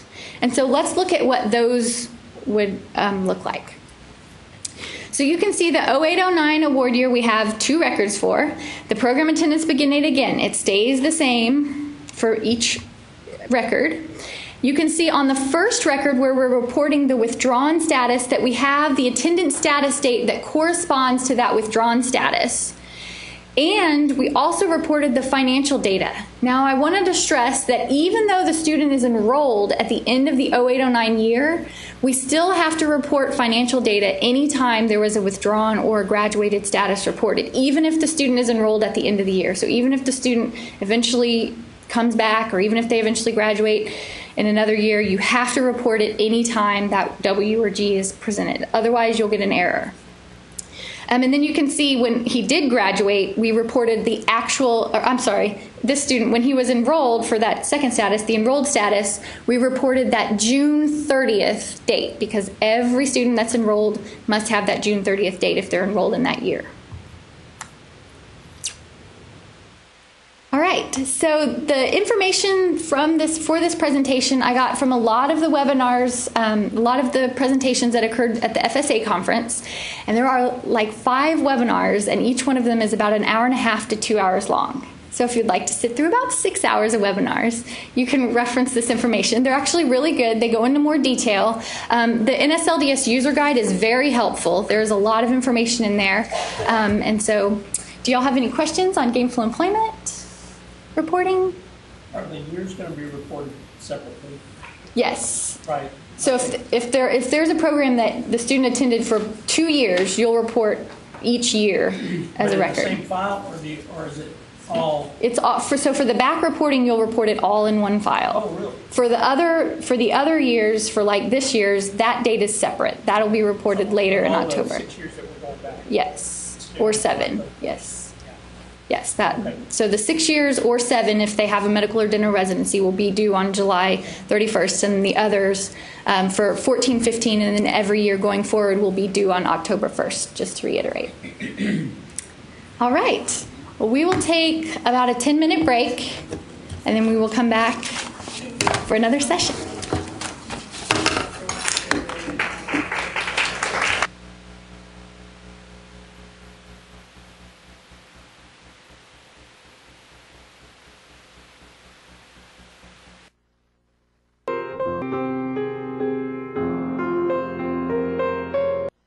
contacting borrowers with delinquent loans. We're going to make this into an activity, so you only have to hear me talk for about 10 minutes. And then we're going to break up and form into groups of tables and let y'all get a chance to talk to each other, and I'll give you a question scenario for you to discuss. And then we'll get back together with everyone and share what we've discussed at each table. Okay? So why are we having a session about contacting borrowers with delinquent loans? Well, we know there's probably not going to be a day when national CDR rates, the national average isn't going to be headlines, at least for some portion of the year. And whereas we took a historical drop in default rates compared to starting back in before the 80s and then hitting the high rates in the 80s. And, we've done a really good job, but as the department and Congress and we all see that rate starting to come back up a little bit. I think this year's average was 14 point something. So that was the national rate that we're hitting right now. And, the department, whereas we didn't hear about this so much in terms of school responsibility. The department is constantly now saying school responsibility, you need to have cohort, you need to, make sure your borrowers, those that are having trouble, you contact them and get with them. And it's like, well, where is that written in regs? But I mean, they really do believe, and they say it more often these days, that schools are responsible for making sure their borrowers are in good repayment habits and keep their loans, into non-default and hopefully non-delinquent status. Now, if you take a look at that default rate and you switch it around a little bit, it looks pretty nice that, at least 86% of our borrowers are doing well in terms of repayment. They're not defaulting. They might fall off the track a little bit, but somehow they're getting back on track. So then turn it back around and we're only looking at a kind of a small population of those students that get off track and they have a hard time getting back on track. And it's interesting because there's a lot of things that can be done, but okay, it's probably the students that stay on track are the ones that are their information seekers. Hey, I think I'll call my lender about 3 months ahead of time and talk to them. Then we have others that are more hesitant to reach out to a lender or servicer, maybe even to the school to say, "Ooh, I'm having trouble." So the idea of this is, if we're going to look at an idea of how to start, and some of your schools may already have real good default, prevention programs in terms of contacting borrowers with delinquent loans and having talk-offs with them, because a lot of times they have perceived barriers, and we know through talking to them that they see something as a barrier, and then we have a solution. These solutions are just in regs, they're normal tools that we've had really in the regulations for years for loans and some new ones. So we're going to pretend that, you're starting off at a school, you don't have anything going in terms of your school reaching out to the borrowers with delinquent loans, and we want to go through a few steps. We want to go through some steps on how you form a borrower contact outreach group at your school, how to identify borrowers with delinquent loans, how to create a focus group, and have or how to take this group and have a focused approach that will work well at your campus. And then we'll talk about training and developing your borrower talk-offs, because you can recruit all the people you want, and if they're not sure what to say with the borrowers when they call, in other words, they need to be prepared, if they do end up engaging in conversation with the borrowers you're trying to reach. And then, like I said, then we'll break up into a group exercise. So for step one, we want to talk about the idea of forming a campus-wide outreach group that would contact and work with borrowers with delinquent loans. And first of all, I have to say that almost all the time when someone addresses loans or anything, the first thing they think of, the financial aid office should do all of that, and it's really not. But I know you're the first group that gets directed when it has to do with financial aid, make them do it. Really is, the idea here is what is a good campus-wide approach where really every area around campus that could add value to this group and add volunteers to the group can put things in from a good perspective from what they do on campus. And so you ask them, well, which campuses areas on campus have staff that can be part of that? And of course, I listed financial aid office first, just like everybody else does. But the idea here is to brainstorm a little bit on, well, what other areas? Maybe you have an area that deals with school services, and what do their staff do, and how might their staff be helpful? And then, so once you look at a group, you start, getting your members together, you have to think about, well, what are their seasonal workflows? How much time per week or per month could each volunteer really commit to? Maybe what's a good seasonal flow? You're really busy at one time of the year, the registrar's busy at another time of the year. I'm just kind of throwing out some examples. Once you get people, you have to really see how much time and are they really available in a measurable amount of time, week or month. So then in step 2, you need to have an idea, well, who are those borrowers that have loans that are delinquent, How can you get a list of those? Well, we do know that running an NSLDS monthly delinquent report, the DELQ-01 provides a report of borrowers who have been reported as delinquent in making the payments to one of the federal loan servicers. Okay, so this is one way that you can get a list of the borrowers, and they have, the report will tell you how far past due they are. So if you run this report, you're going to get a good idea of those that are maybe 60 days past due on up to those that are up to into 270, 360 days past due even. So that's a good place to get a report. After that, then, the third step is creating a focused approach. How will this group, once you gather, now that you have a list of the borrowers and the ranges of delinquency on their loans, well, where is your group's time going to pay off the best? You need to look at, where do you start? This could be full-time every day, but you might not have that much time and staff participation to do that. So, I kind of put it into the terms of, how do you first stop default? Well, of course, that would be looking at those lists of borrowers that are over 270 days past due. As they're going to go over to the other side of the house, I say, like at the department, when a loan is actually 360 days past due, on the 361st day, it kicks over to their collections system. So that's their date of default, right? And for the FFELP portfolio that's out there, the date that the claim is paid is the date that it's put into default. So that's just different operationally, but usually you say, the claim's going to be paid by the 360th day, if not before.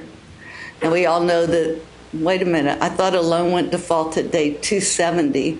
Well, it does, but then you have a lot of time to work with borrowers, and that they have time to try to get payments or whatever deferment for rent sufficient to get that loan out of default. So going back to, a focused approach, do you want to target those borrowers that are so close to default you really need to get with them first? Do you want to broaden them to other groups? So you have to, this is just part of coming up with a plan. And once you have that, got to look at how the group is going to reach out. I've listed just some of the most typical, which is by phone, by email, and then regular snail mail. I think that's still used. Contacting about how many borrowers per week or month based on the size. It just gives you a goal to start with. Goals can always be changed. But you want to set some type of goal up right up front, see how it works out, and then vary that as you need to make sure you're, if you're reaching right at your goal, raise the bar a little bit. If it's too far up, pull the bar down a little bit. But it'll kind of give you an idea. And that usually happens the most once you get started and see how the time that people have to commit and all this works together. And then step 4 Of course, you've got to have the group of volunteers ready and trained, because once they start making that borrow contact, we always say this, the first time you reach them might be the last time you reach them. You know, you have to be ready right away. So what we talk about at this point is you've got to train the group. Well, these are the kind of things you'll hear from the borrower, so this will give you an idea. The borrower might have said, well, I had to withdraw and I didn't graduate. Well, you're going to need a talk-off point for that one. You know, what do you want to do? Do you want to try to get them back in school? Or do you want to say, well, you know, your loans, get them ready. Maybe they're in grace period, but it's getting ready to go into repayment. What are you going to do? So these are kind of things you'd look at. Some of them, of course, will be as typical as I just don't have a job right now, so I'm not making payment. But decide, you know, also how once you get your group together and you think about, well, what are all the things we need to be ready to tell that borrower about? Well, how do you train the group? The first thing you might think of is gather everybody in a room like this and do training, okay? But you might have to go a little bit further. You might even have talk-off cards and talk-off scripts for each scenario that you hear on the phone, so you can quickly switch to, you know, maybe the one that withdrew, dropped out, and they really want to get back in, but they think because they're delinquent on their loan, they can't, you know. That might help. Two things. It might help that borrower to get back on track, and it might help you get your enrollment, you know, securing that person to come back and complete their education. And there, when you talk about a subject like that, who's some staff members that can help? Well, enrollment services, you know, area would help in that too. So, you know, like I say, everything starts to intermingle and so forth. But you got to think about good, you know, think about your contact group being similar to the group that's in this room. You have different ages, right? So different people may learn differently. I'm a visual, I like visual learning. Some people are more, you know, let me hear it 3 times, I've got it down. You know, so think about that when you look at training, and make sure that you're, you know, hitting all the areas, the people that are in your group. And then we kind of talked about a little bit more on developing talk-off.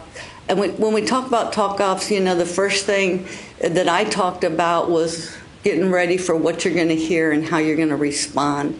But one thing that's really important, and I know this from, and I used to work in a call center, but you hear it all the time, the minute you get them on the phone, verify their address. It's a little bit more their contact information. If you do that right up front, then you don't forget about it later after you've talked to them. And one thing that's really important, because students move around so much, or people that have stopped being students and they're out there getting work, they move around so fast it's hard. Well, it's hard for the parents to keep up with them, much less, you know, school. So, you know, verify their contact information. Of course, talk to them about repayment options and so forth. And besides repayment plan options, the options for deferment and, if necessary, forbearance. So, in other words, get your stack of tools ready that you can, you know, help the borrowers with. So at this point, what I'd like to do is go ahead and break up into groups. I'd like to... probably the best way to do it with the way the tables are set up here, maybe if you turn your chairs around and y'all become one table with the people behind you. And what I'm trying to do is, and sometimes it works and it doesn't, but if one school sits on one row and then you have a different school behind you, you get some different schools talking to each other.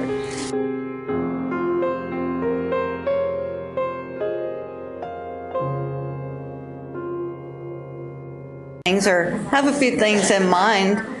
Please pick a spokesperson for your table that would be willing to stand up. We hope you might want to come up to the front where the microphone is and share your comments. If not, we have a microphone we will bring to you.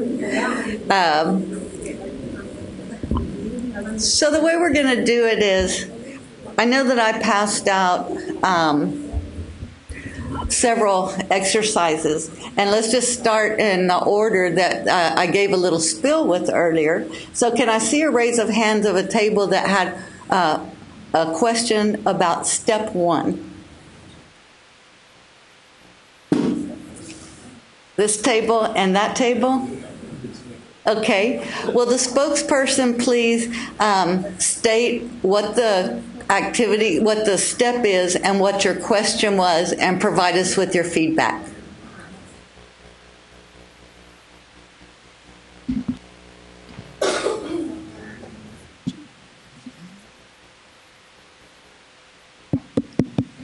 Okay, thank you. So we had step 1. Our activity question was, what are some ideas for recruiting people for the outreach group and why? Who could lead this effort? And so what our group came up with was that as far as the outreach group, we have 2 different colleges here represented at our table. And so from the Laredo Community College, one of the interesting things they're doing is they actually have not offered loans as of 2012. And they've made a huge effort through various committees to go through and find additional types of resources for their students. Luckily, they do live in a community where there's a lot of donors and individual alumni who would like to contribute to their college's success, and they've been able to help their students cover the majority of those costs. Part of the way that they were able to achieve that success is by going to the administration, bringing in Mr. Galvan, is that who you said? From the Department of Education to educate the entire college about why it's important to worry about default rates. They reached out to the faculty members, different areas of student services, just reached out all across the school to make sure that both parents and students were aware of why going into default was such a significant issue. The rest of the group was from ACC, which is where I work. And what we do is we actually have a default prevention group which focuses on spreading awareness across the college, interdepartmentally. We make sure that the faculty, the admissions and records office, our student services offices understand how important it is for all of us to work as a community to address this issue. So going on to who could lead this effort. For ACC, we identified the director of financial aid, the loan coordinator, and Laredo Community College agreed that it all starts with the financial aid office.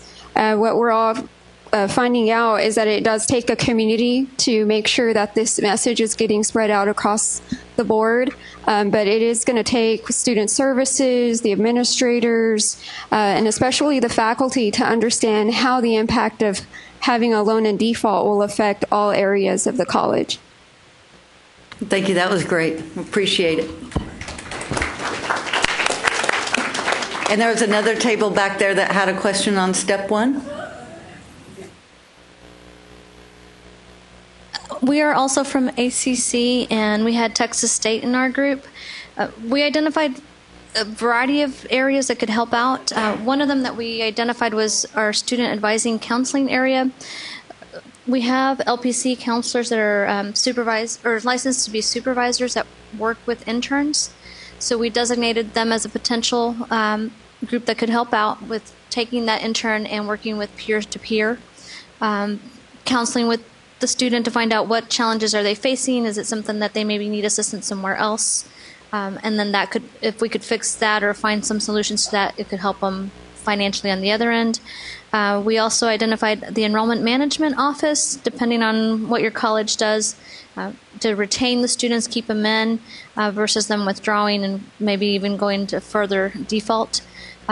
We identified that perhaps alumni could help as well, and making outreach to those students, identifying the need to finish the degree, and maybe even making job connections for that area. Scholarship office, perhaps building a bigger donor base for additional funding when the student maybe perhaps becomes ineligible for traditional Title IV funding. We have a student emergency fund that can help out with minor emergencies. Unfortunately, due to our size and we have a limited amount of funds. for that area, but maybe developing that as well. Texas State has a call center staff.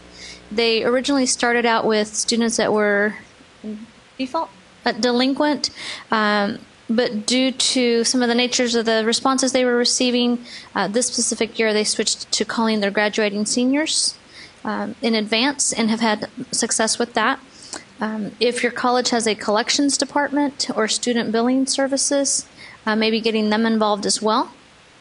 Texas State has a PACE center, which provides an advising center. Okay. And then also both ACC and Texas State are part of Senate Bill 680. Texas State has additional resources to provide financial counseling through a third party, which in this specific case is TG. They also provide budget management as well. Anything else you'd like to add? That's excellent. Thank you. Good feedback.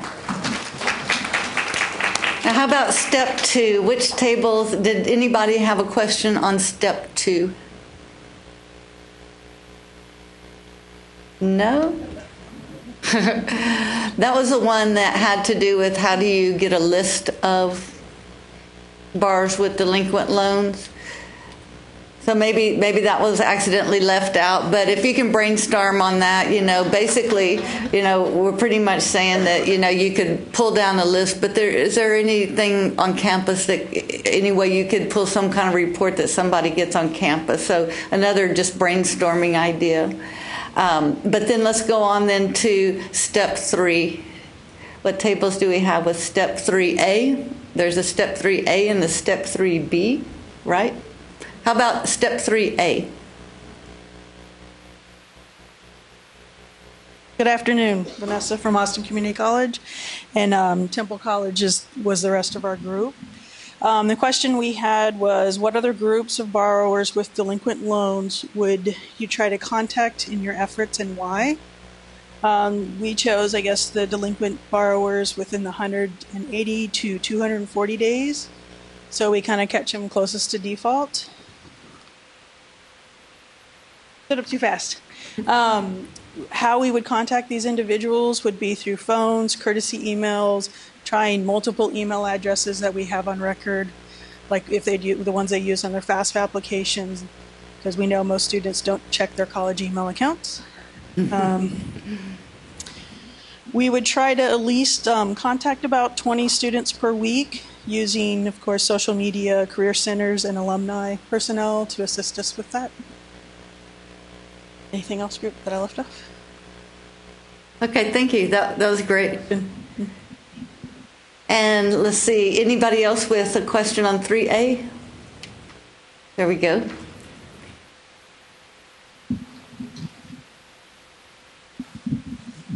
Our group was made up of Baylor, Texas Lutheran University, and Concordia University. We came up with a couple of groups, probably around the first 100 days, in case they weren't notified by their servicer. This helps them to be aware that their loans actually have gone into repayment and they are late. And then another one was first generation students, probably around, well, we didn't actually come up with a timeline for that, but that's just to help these students who are, once again, usually learning things as they go. They don't have help from their community or from their family, and so we want to continue to offer them the most help that we can. So, very good, thank you. How about question 3B? I see a hand up here. There we go.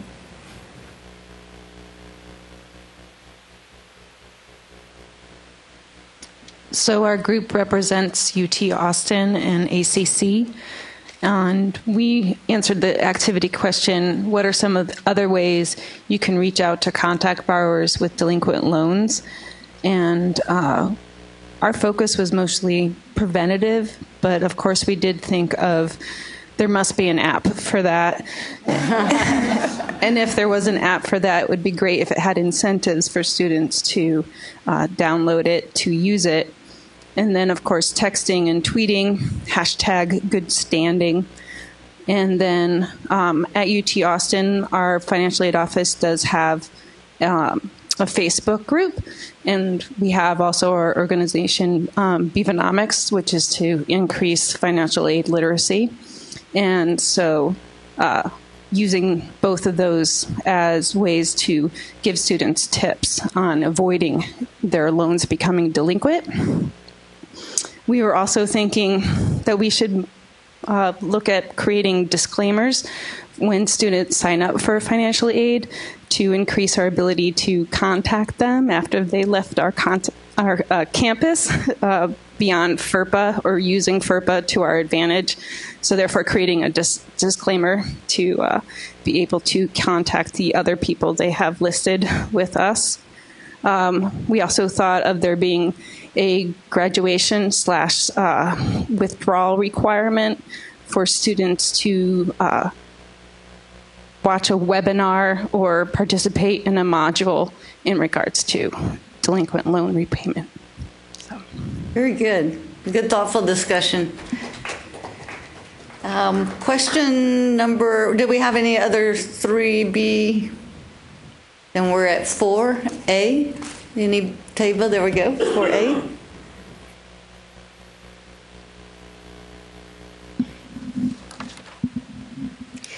Hey, our group was from UT Austin and Texas State, and we were discussing other information that would be helpful to include in the training of outreach group members. And so we thought repayment options are all repayment options that the student could use, information on in-school deferment, all information on forbearance, consolidation, letting them know that it cannot be written off with bankruptcy, the importance of speaking with the servicer, how to get in contact with that servicer, what not to do, letting the student know that the debt will be taken out of their income tax or paycheck if employed, how to deal with an irate person, taking the person through the steps to retrieve their information, scripted emails after initial contact, and rotating shifts for evening calls. Wow, y'all went over a good broad spectrum. And you know, that's something I hadn't heard yet, but it's really important. And I guess it depends a lot, because we heard a lot now too on different ways and methods to reach out, but the times of days.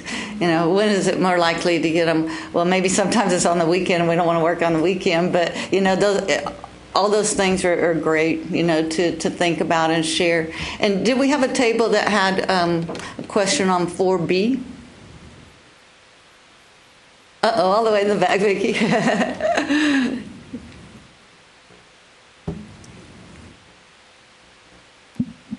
We're from St. Edwards and A&M Central Texas. We were discussing training methods you could use to educate the outreach group members.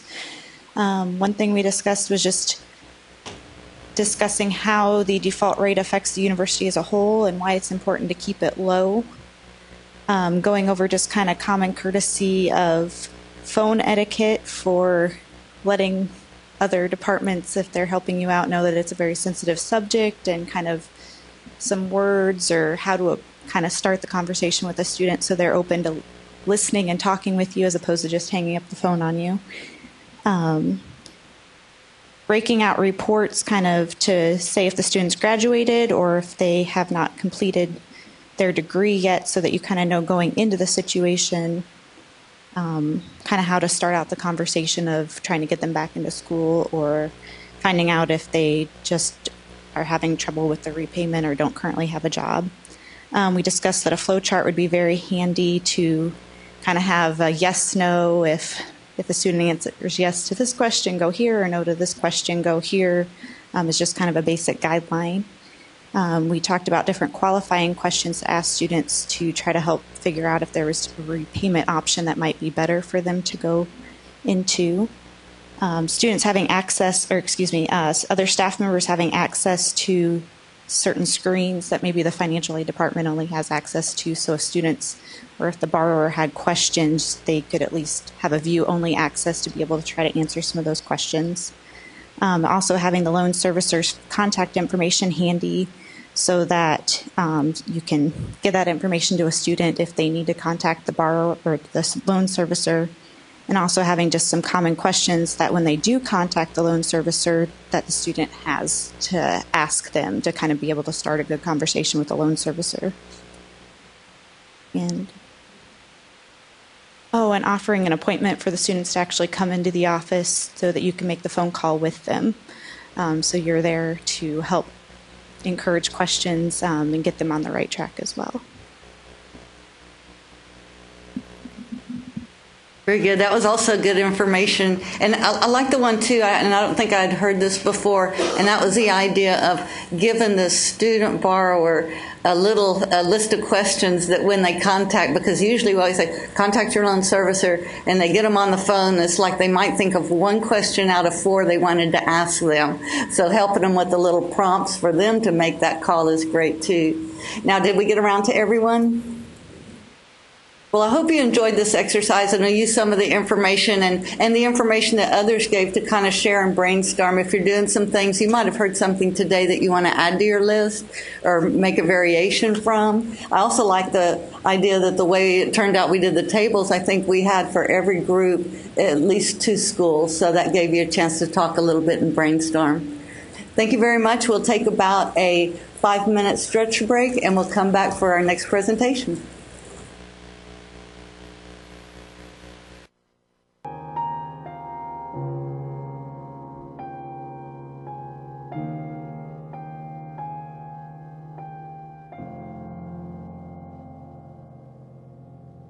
You guys about the evaluations.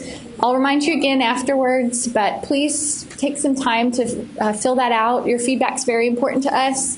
This open discussion actually came about because of feedback we received on previous evaluations. So if there's anything that you would like covered or you think would be beneficial for the future, we'd love to hear from you.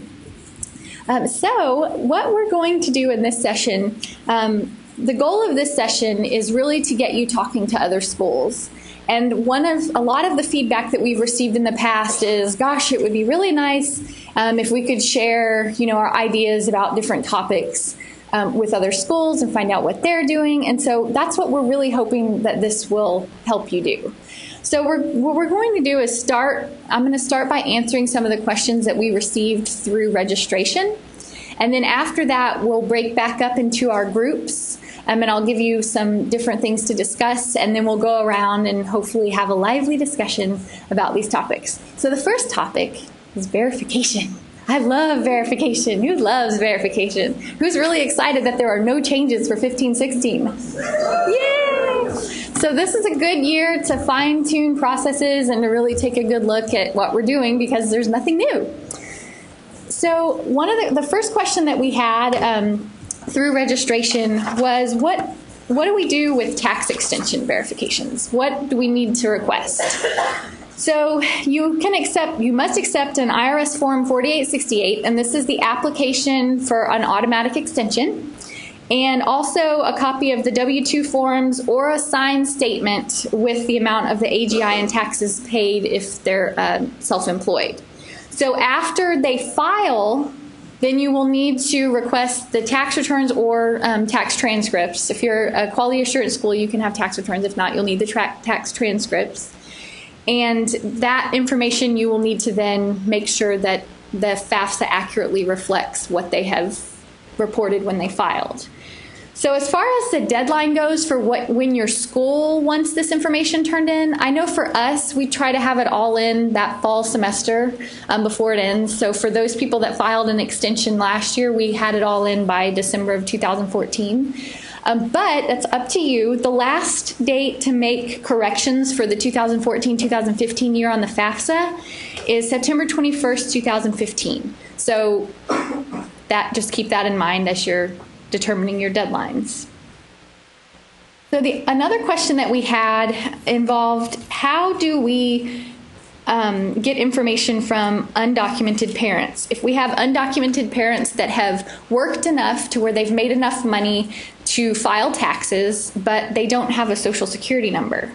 So in order to file, they can get an ITIN number, and they can use the W-7 form as the application for the ITIN number. and they must have documentation to support their foreign status when they complete that W-7 form. And this can include a variety of documents, not a foreign passport, a visa, foreign military ID card, current national ID card, foreign voters registration card, or a foreign civil birth certificate. So this is something that they would need to provide when they complete the application. Now, we have had a school that asked, well, what if they don't have any of that documentation? What if they don't have the documentation to apply for that ITIN number? Well, there isn't guidance out there about what to do in that situation, so what I would encourage you to do is contact the Department of Ed for specific guidance so that they can ask you questions on that specific student, and you can make sure that you have documentation from them if you get audited. All right, so now we're going to break back up into our groups, and what I want you to do is think about your pain points of verification. Pain points, and then if you've discovered any solutions that you'd like to share with other schools, or any questions that you might still have, those pain points. So some of the things that we've had at our school are, what about these marital and tax filing status issues, where you have the FAFSA doesn't match the tax return? Who has that issue? And then other things like, what if the student doesn't have income, or what if the parents don't have income? How do you verify those low-income students and parents? So those are just some ideas for you. So go ahead and break back up into your same groups. You'll have 5 minutes to discuss, and then nominate another spokesperson, and then we'll go around and share, and hopefully you'll gain some ideas. All right?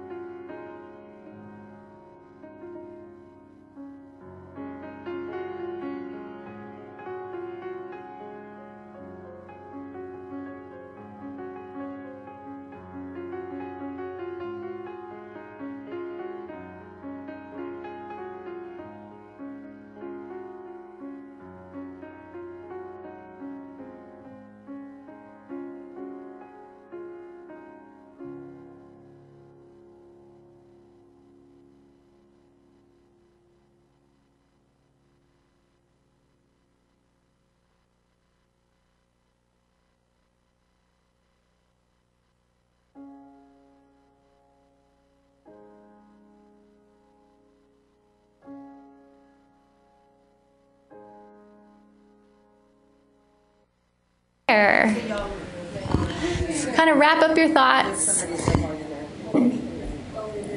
All right. I think we're going to start over here. I think you guys got off easy in the last discussion. So do y'all have any pain points or any words of wisdom you'd like to share with the rest of the group? Hello. We talked about verification and the various problems that all of us have, like head of household. Anybody else ever have that issue? Yes, we do. Also, like best practices on extensions, we kind of manually babysit because of the size of our student body. So, best practices on that, just some ideas. And then also the confusion with students on dependency status. They tend to align that for some reason with income tax filing status. So we were just kind of talking about all the issues that we see pop up. But we've only had like a couple of identity thefts between the two. Well, more than that, maybe a handful, where they actually used the PIN number and did the appropriate documentation, et cetera. But we were more or less just kind of bouncing ideas off of each other. So does anybody have a good method that they use to follow back up with will filers? Will that do extensions?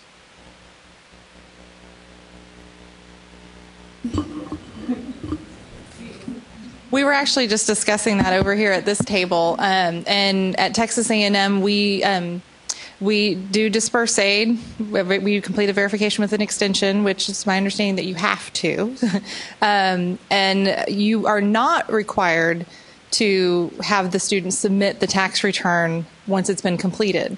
However, you can, but if you do, then you have to do full verification using that return. So we are a Banner school, and there's a place in Banner where we can track all of the documents that we've requested. We code the tax return differently if it was verified with an extension versus an actual tax return. We can pull reports based off of that. So there's some flags that we can set in our system, and then we track that on a report. We send, obviously, emails to those students periodically to say, hey, FYI, you have to get that to us eventually. And then we do cancel their aid. We cancel dispersed aid as well as future aid if they never submit it. So, but you have that flexibility. Does anybody verify with extensions and then never get the tax return later? No? Yeah, I didn't think so either, but apparently you can. Who wants to go next with a pain point? What were the pain points at this table? Yeah, I'm going to pick you. Who's our spokesperson?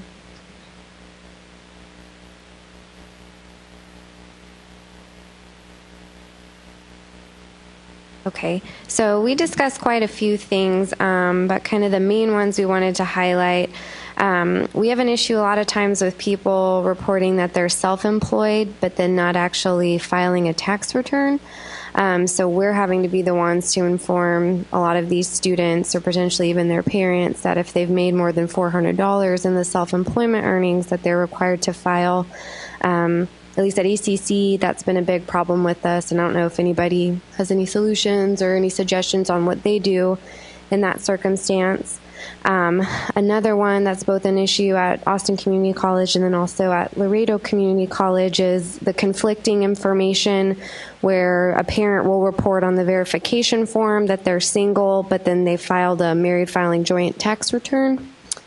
Family size, adding people in the household that really shouldn't be, or on the opposite end, not including people that shouldn't be in the or that should be, in the household size.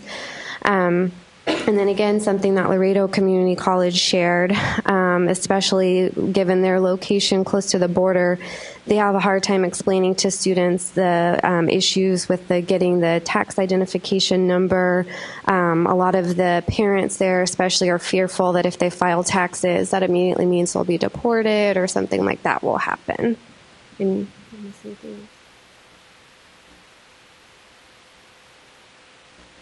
I'm curious about what she brought up with the self-employed. Anybody who has earnings of $400 or more net earnings that is self-employment. Are you running into that with your students? Because we have a lot of students that have babysat and mowed lawns, and they report $400 in earnings, and we're under the impression that they have to file a tax return if it's $400 of net earnings, and that does not seem to be common practice. Has anybody found any guidance on that to help?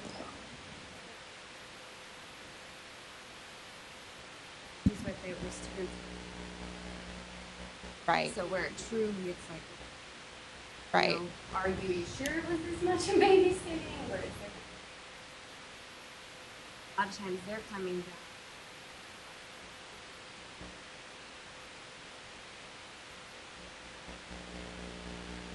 back. She was just saying that it really becomes an issue when they have a 1099 that has an amount that's over $400. A lot of times if it's cash, maybe the student didn't have the exact number right.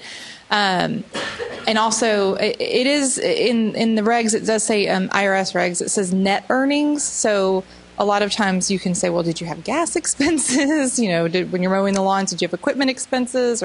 But that's been a difficult one for us, and I still maintain that we need a CPA on staff that prepares taxes, because I can't get a clear answer on that. But we have had a lot of students go file a tax return for, you know, $450 in earnings. So what other pain points? What about back here? I'm coming to the back, y'all.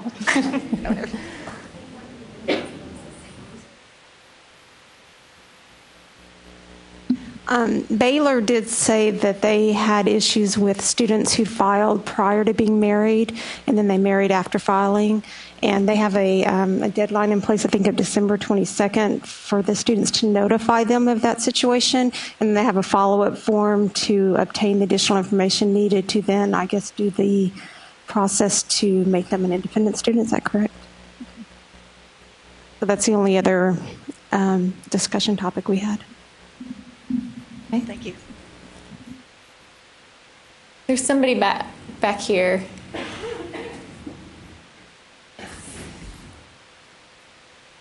I was just going to make a comment on that requirement to file at the $400 level. I think, and I'm not 100% sure, it's because they're required to pay Social Security and Medicare tax. So it's like the base point where you have to start paying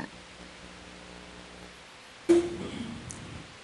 It's very difficult to explain it, though, because there's so many charts that show that at 400 they're not required to file, but then there's this little part that says self-employed, and that's the part that they're like, but I'm not. Any other pain points that we want to share, or anything you want to ask the group? No other verification? Shall we move on to 150%? All right, so one of the questions that we received was a Banner-specific question. So if you don't use Banner, I encourage you to think about what your financial management system is and maybe where this information might be for you. So there is a SULA data tab on Rappelorg that contains information about how much more eligibility the student has for subsidized loan. It has all kinds of other information regarding 150%. So I definitely encourage you to check that out. What other financial management systems do y'all have? Homegrown? Holly? Elution. Okay. Datatel. PeopleSoft. So do y'all have, there's probably some tabs on those as well. You may look on I guess it would be where your loan, this is where our loan's origination information is, so you might kind of look for that information there. All right, so another question that we received for during registration concerned late disbursements. And I want to make sure that I'm understanding the question, but the way that I took this is, how does the timing of a late disbursement affect 150%? So basically, if all of the students are getting disbursement, if you're regularly scheduled disbursement dates in August, and this student for some reason we were not able to disperse aid until like October, how would that affect 150%? Well, as far as the loan period and that information, it wouldn't affect it. It's not going to affect 150% reporting.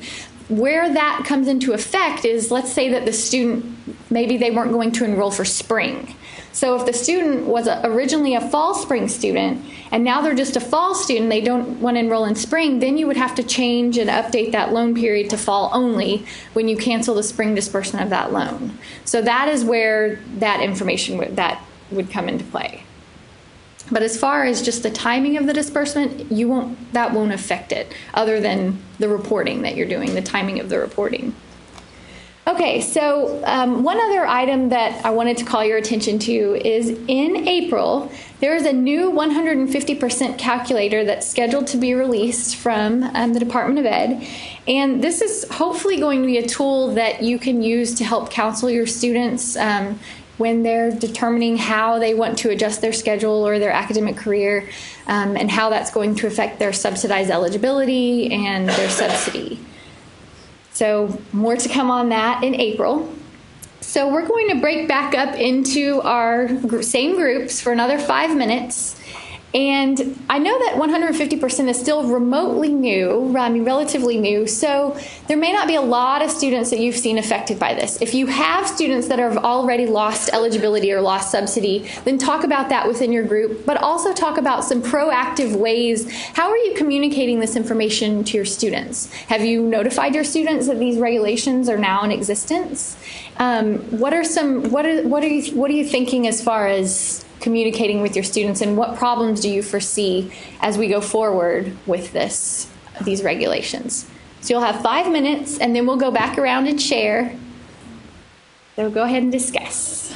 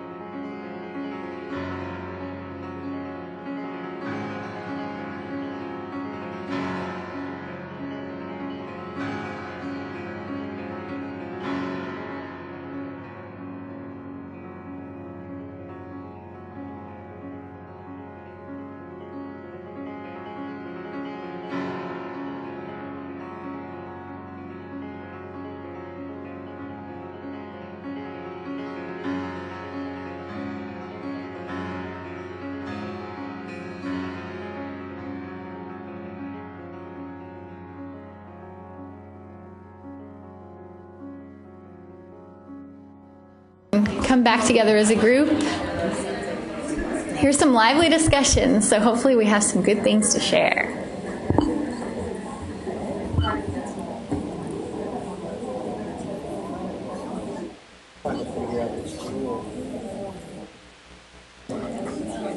All right, so do we have, let's see, we ended on this side, I think. So is there anybody, would anybody have anything they'd like to share? Any conversations you've had with students about this, or how you're communicating 150% limits to students?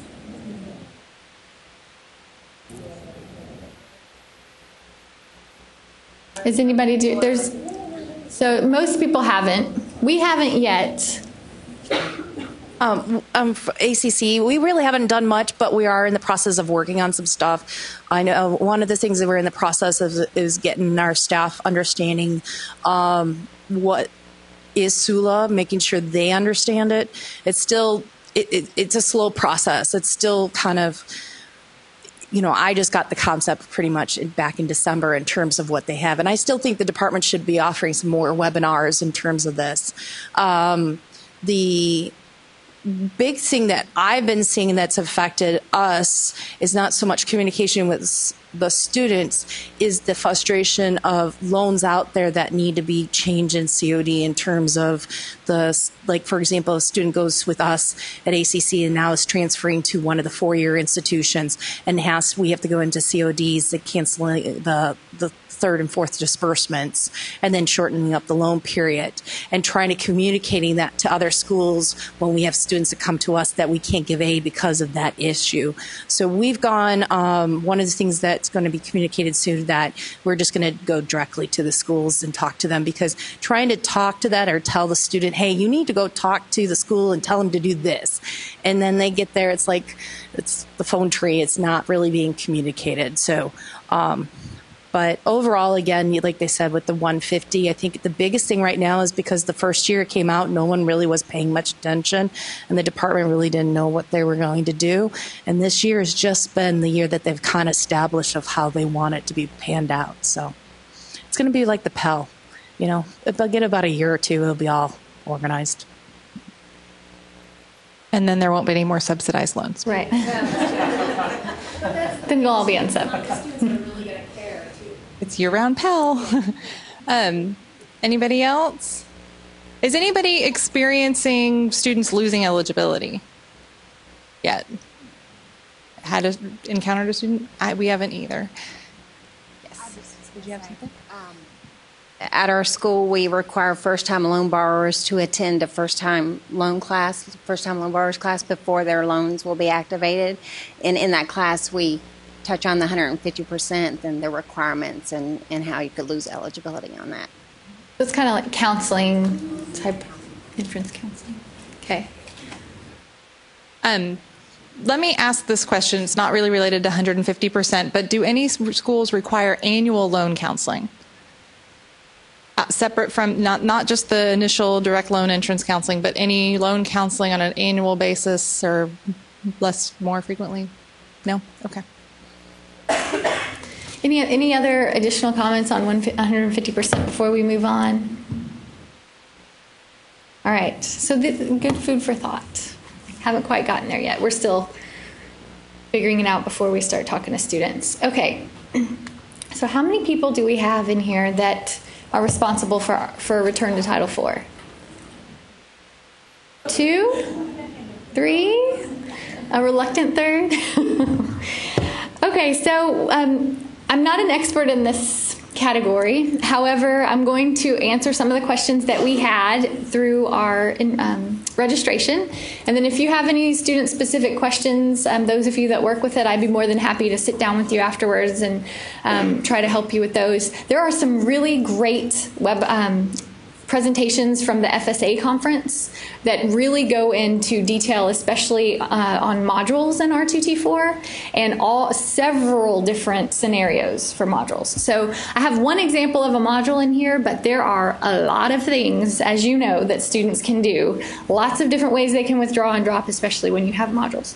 But before we get to that, let's the first question that we received from registration had to deal with when to use the midpoint date. So When is it okay to use the midpoint date for a school that is not required to take attendance? So the department wants to stress that it's always best to use the best information that you have available to determine when the student withdrew. So don't default to the midpoint date. Try to find a more accurate representation of when the student withdrew. You can use it if there was no official withdrawn date given, but you might be able to get a better picture of maybe when did the student have an academically related activity? When was the last academically related activity that they had? When was the last test they took, quiz they took, email to a professor related to the class? When was that last activity? So that could help. Another option that you would have would be looking at the onset of an injury or illness or personal situation that caused them to have to withdraw. So that would be something else that you could use to determine the date before you went to the midpoint. Something that they also stress is you still must verify that the student began attendance, even if you use the midpoint date. So in your process to verify if they began attendance, you might encounter information that would help you to identify a more accurate withdrawal date than just the midpoint. So that's just something to think about. So really try to get as much information as you can to get the most accurate date you can before you use the midpoint. All right, so modules. So the question that we received in registration just said modules. So it was very broad. And then as I started researching it, there is a lot of information. There'd be an entire presentation, probably 2, that we could go into all of the different types of things that students can do. So we'll start by just defining what a program offered in modules is. A program is offered in modules if a course or courses do not span the entire length of the payment period or period of enrollment. And so if the student ceases to enrollment or ceases attendance before the period for which aid was awarded, then it's a withdrawal. So if you have a period of, let's say that your loan period is from May to August, and you have courses that run from like May to June, June to July, and then July to August. Well, if the loan period for all 3 of those course groupings is that's your loan period, and the student withdraws from any one of those modules, then you would have to use these rules to determine R2T4, because the module, again, that smaller enrollment does not span the entire loan period.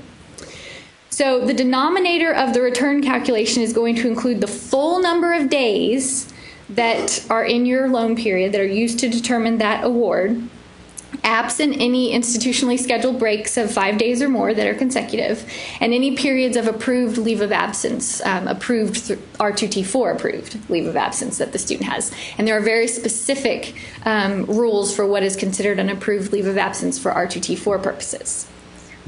So lots of information in the details here that you want to be very careful when you're doing these calculations. So here's one of the examples from a webinar that dealing with modules.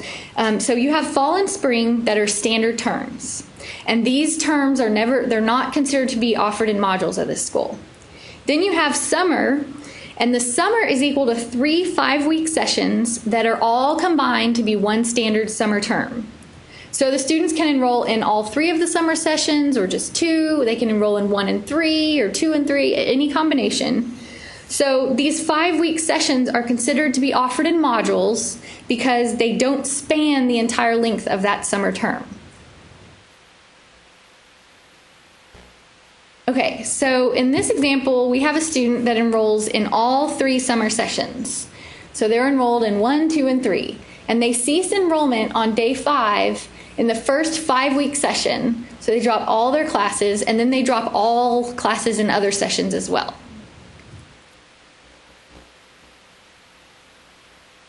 Okay, so what we would do is we would take the number of days that they actually attended class. So they attended 5 days of class, and then we would divide that. Our denominator would be the entire summer term. So 35 days were in each summer session. So you'd have 35 plus 35 plus 35 for 105 days for the entire summer term. So your calculation would be 5 divided by 105, which would mean the student completed 4.8% of their courses. So that would be your R2T4 calculation, return calculation. Okay, so this again is just reiterating. Like I said, there are a lot of different things that students can do. They could drop 1 and 3 or all different combinations, but I definitely encourage you to view that webinar.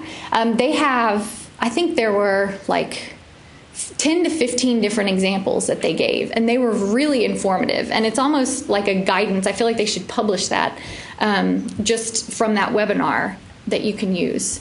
So with that, that's all that I have on R2T4. If you have any specific student questions, I would be happy to answer those after.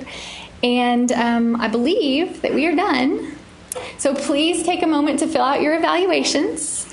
And thank you so much for participating and being in attendance. From TASFA and TG and the coordinating board, thank you for being here. And again, your feedback is valuable to us. So have a good evening.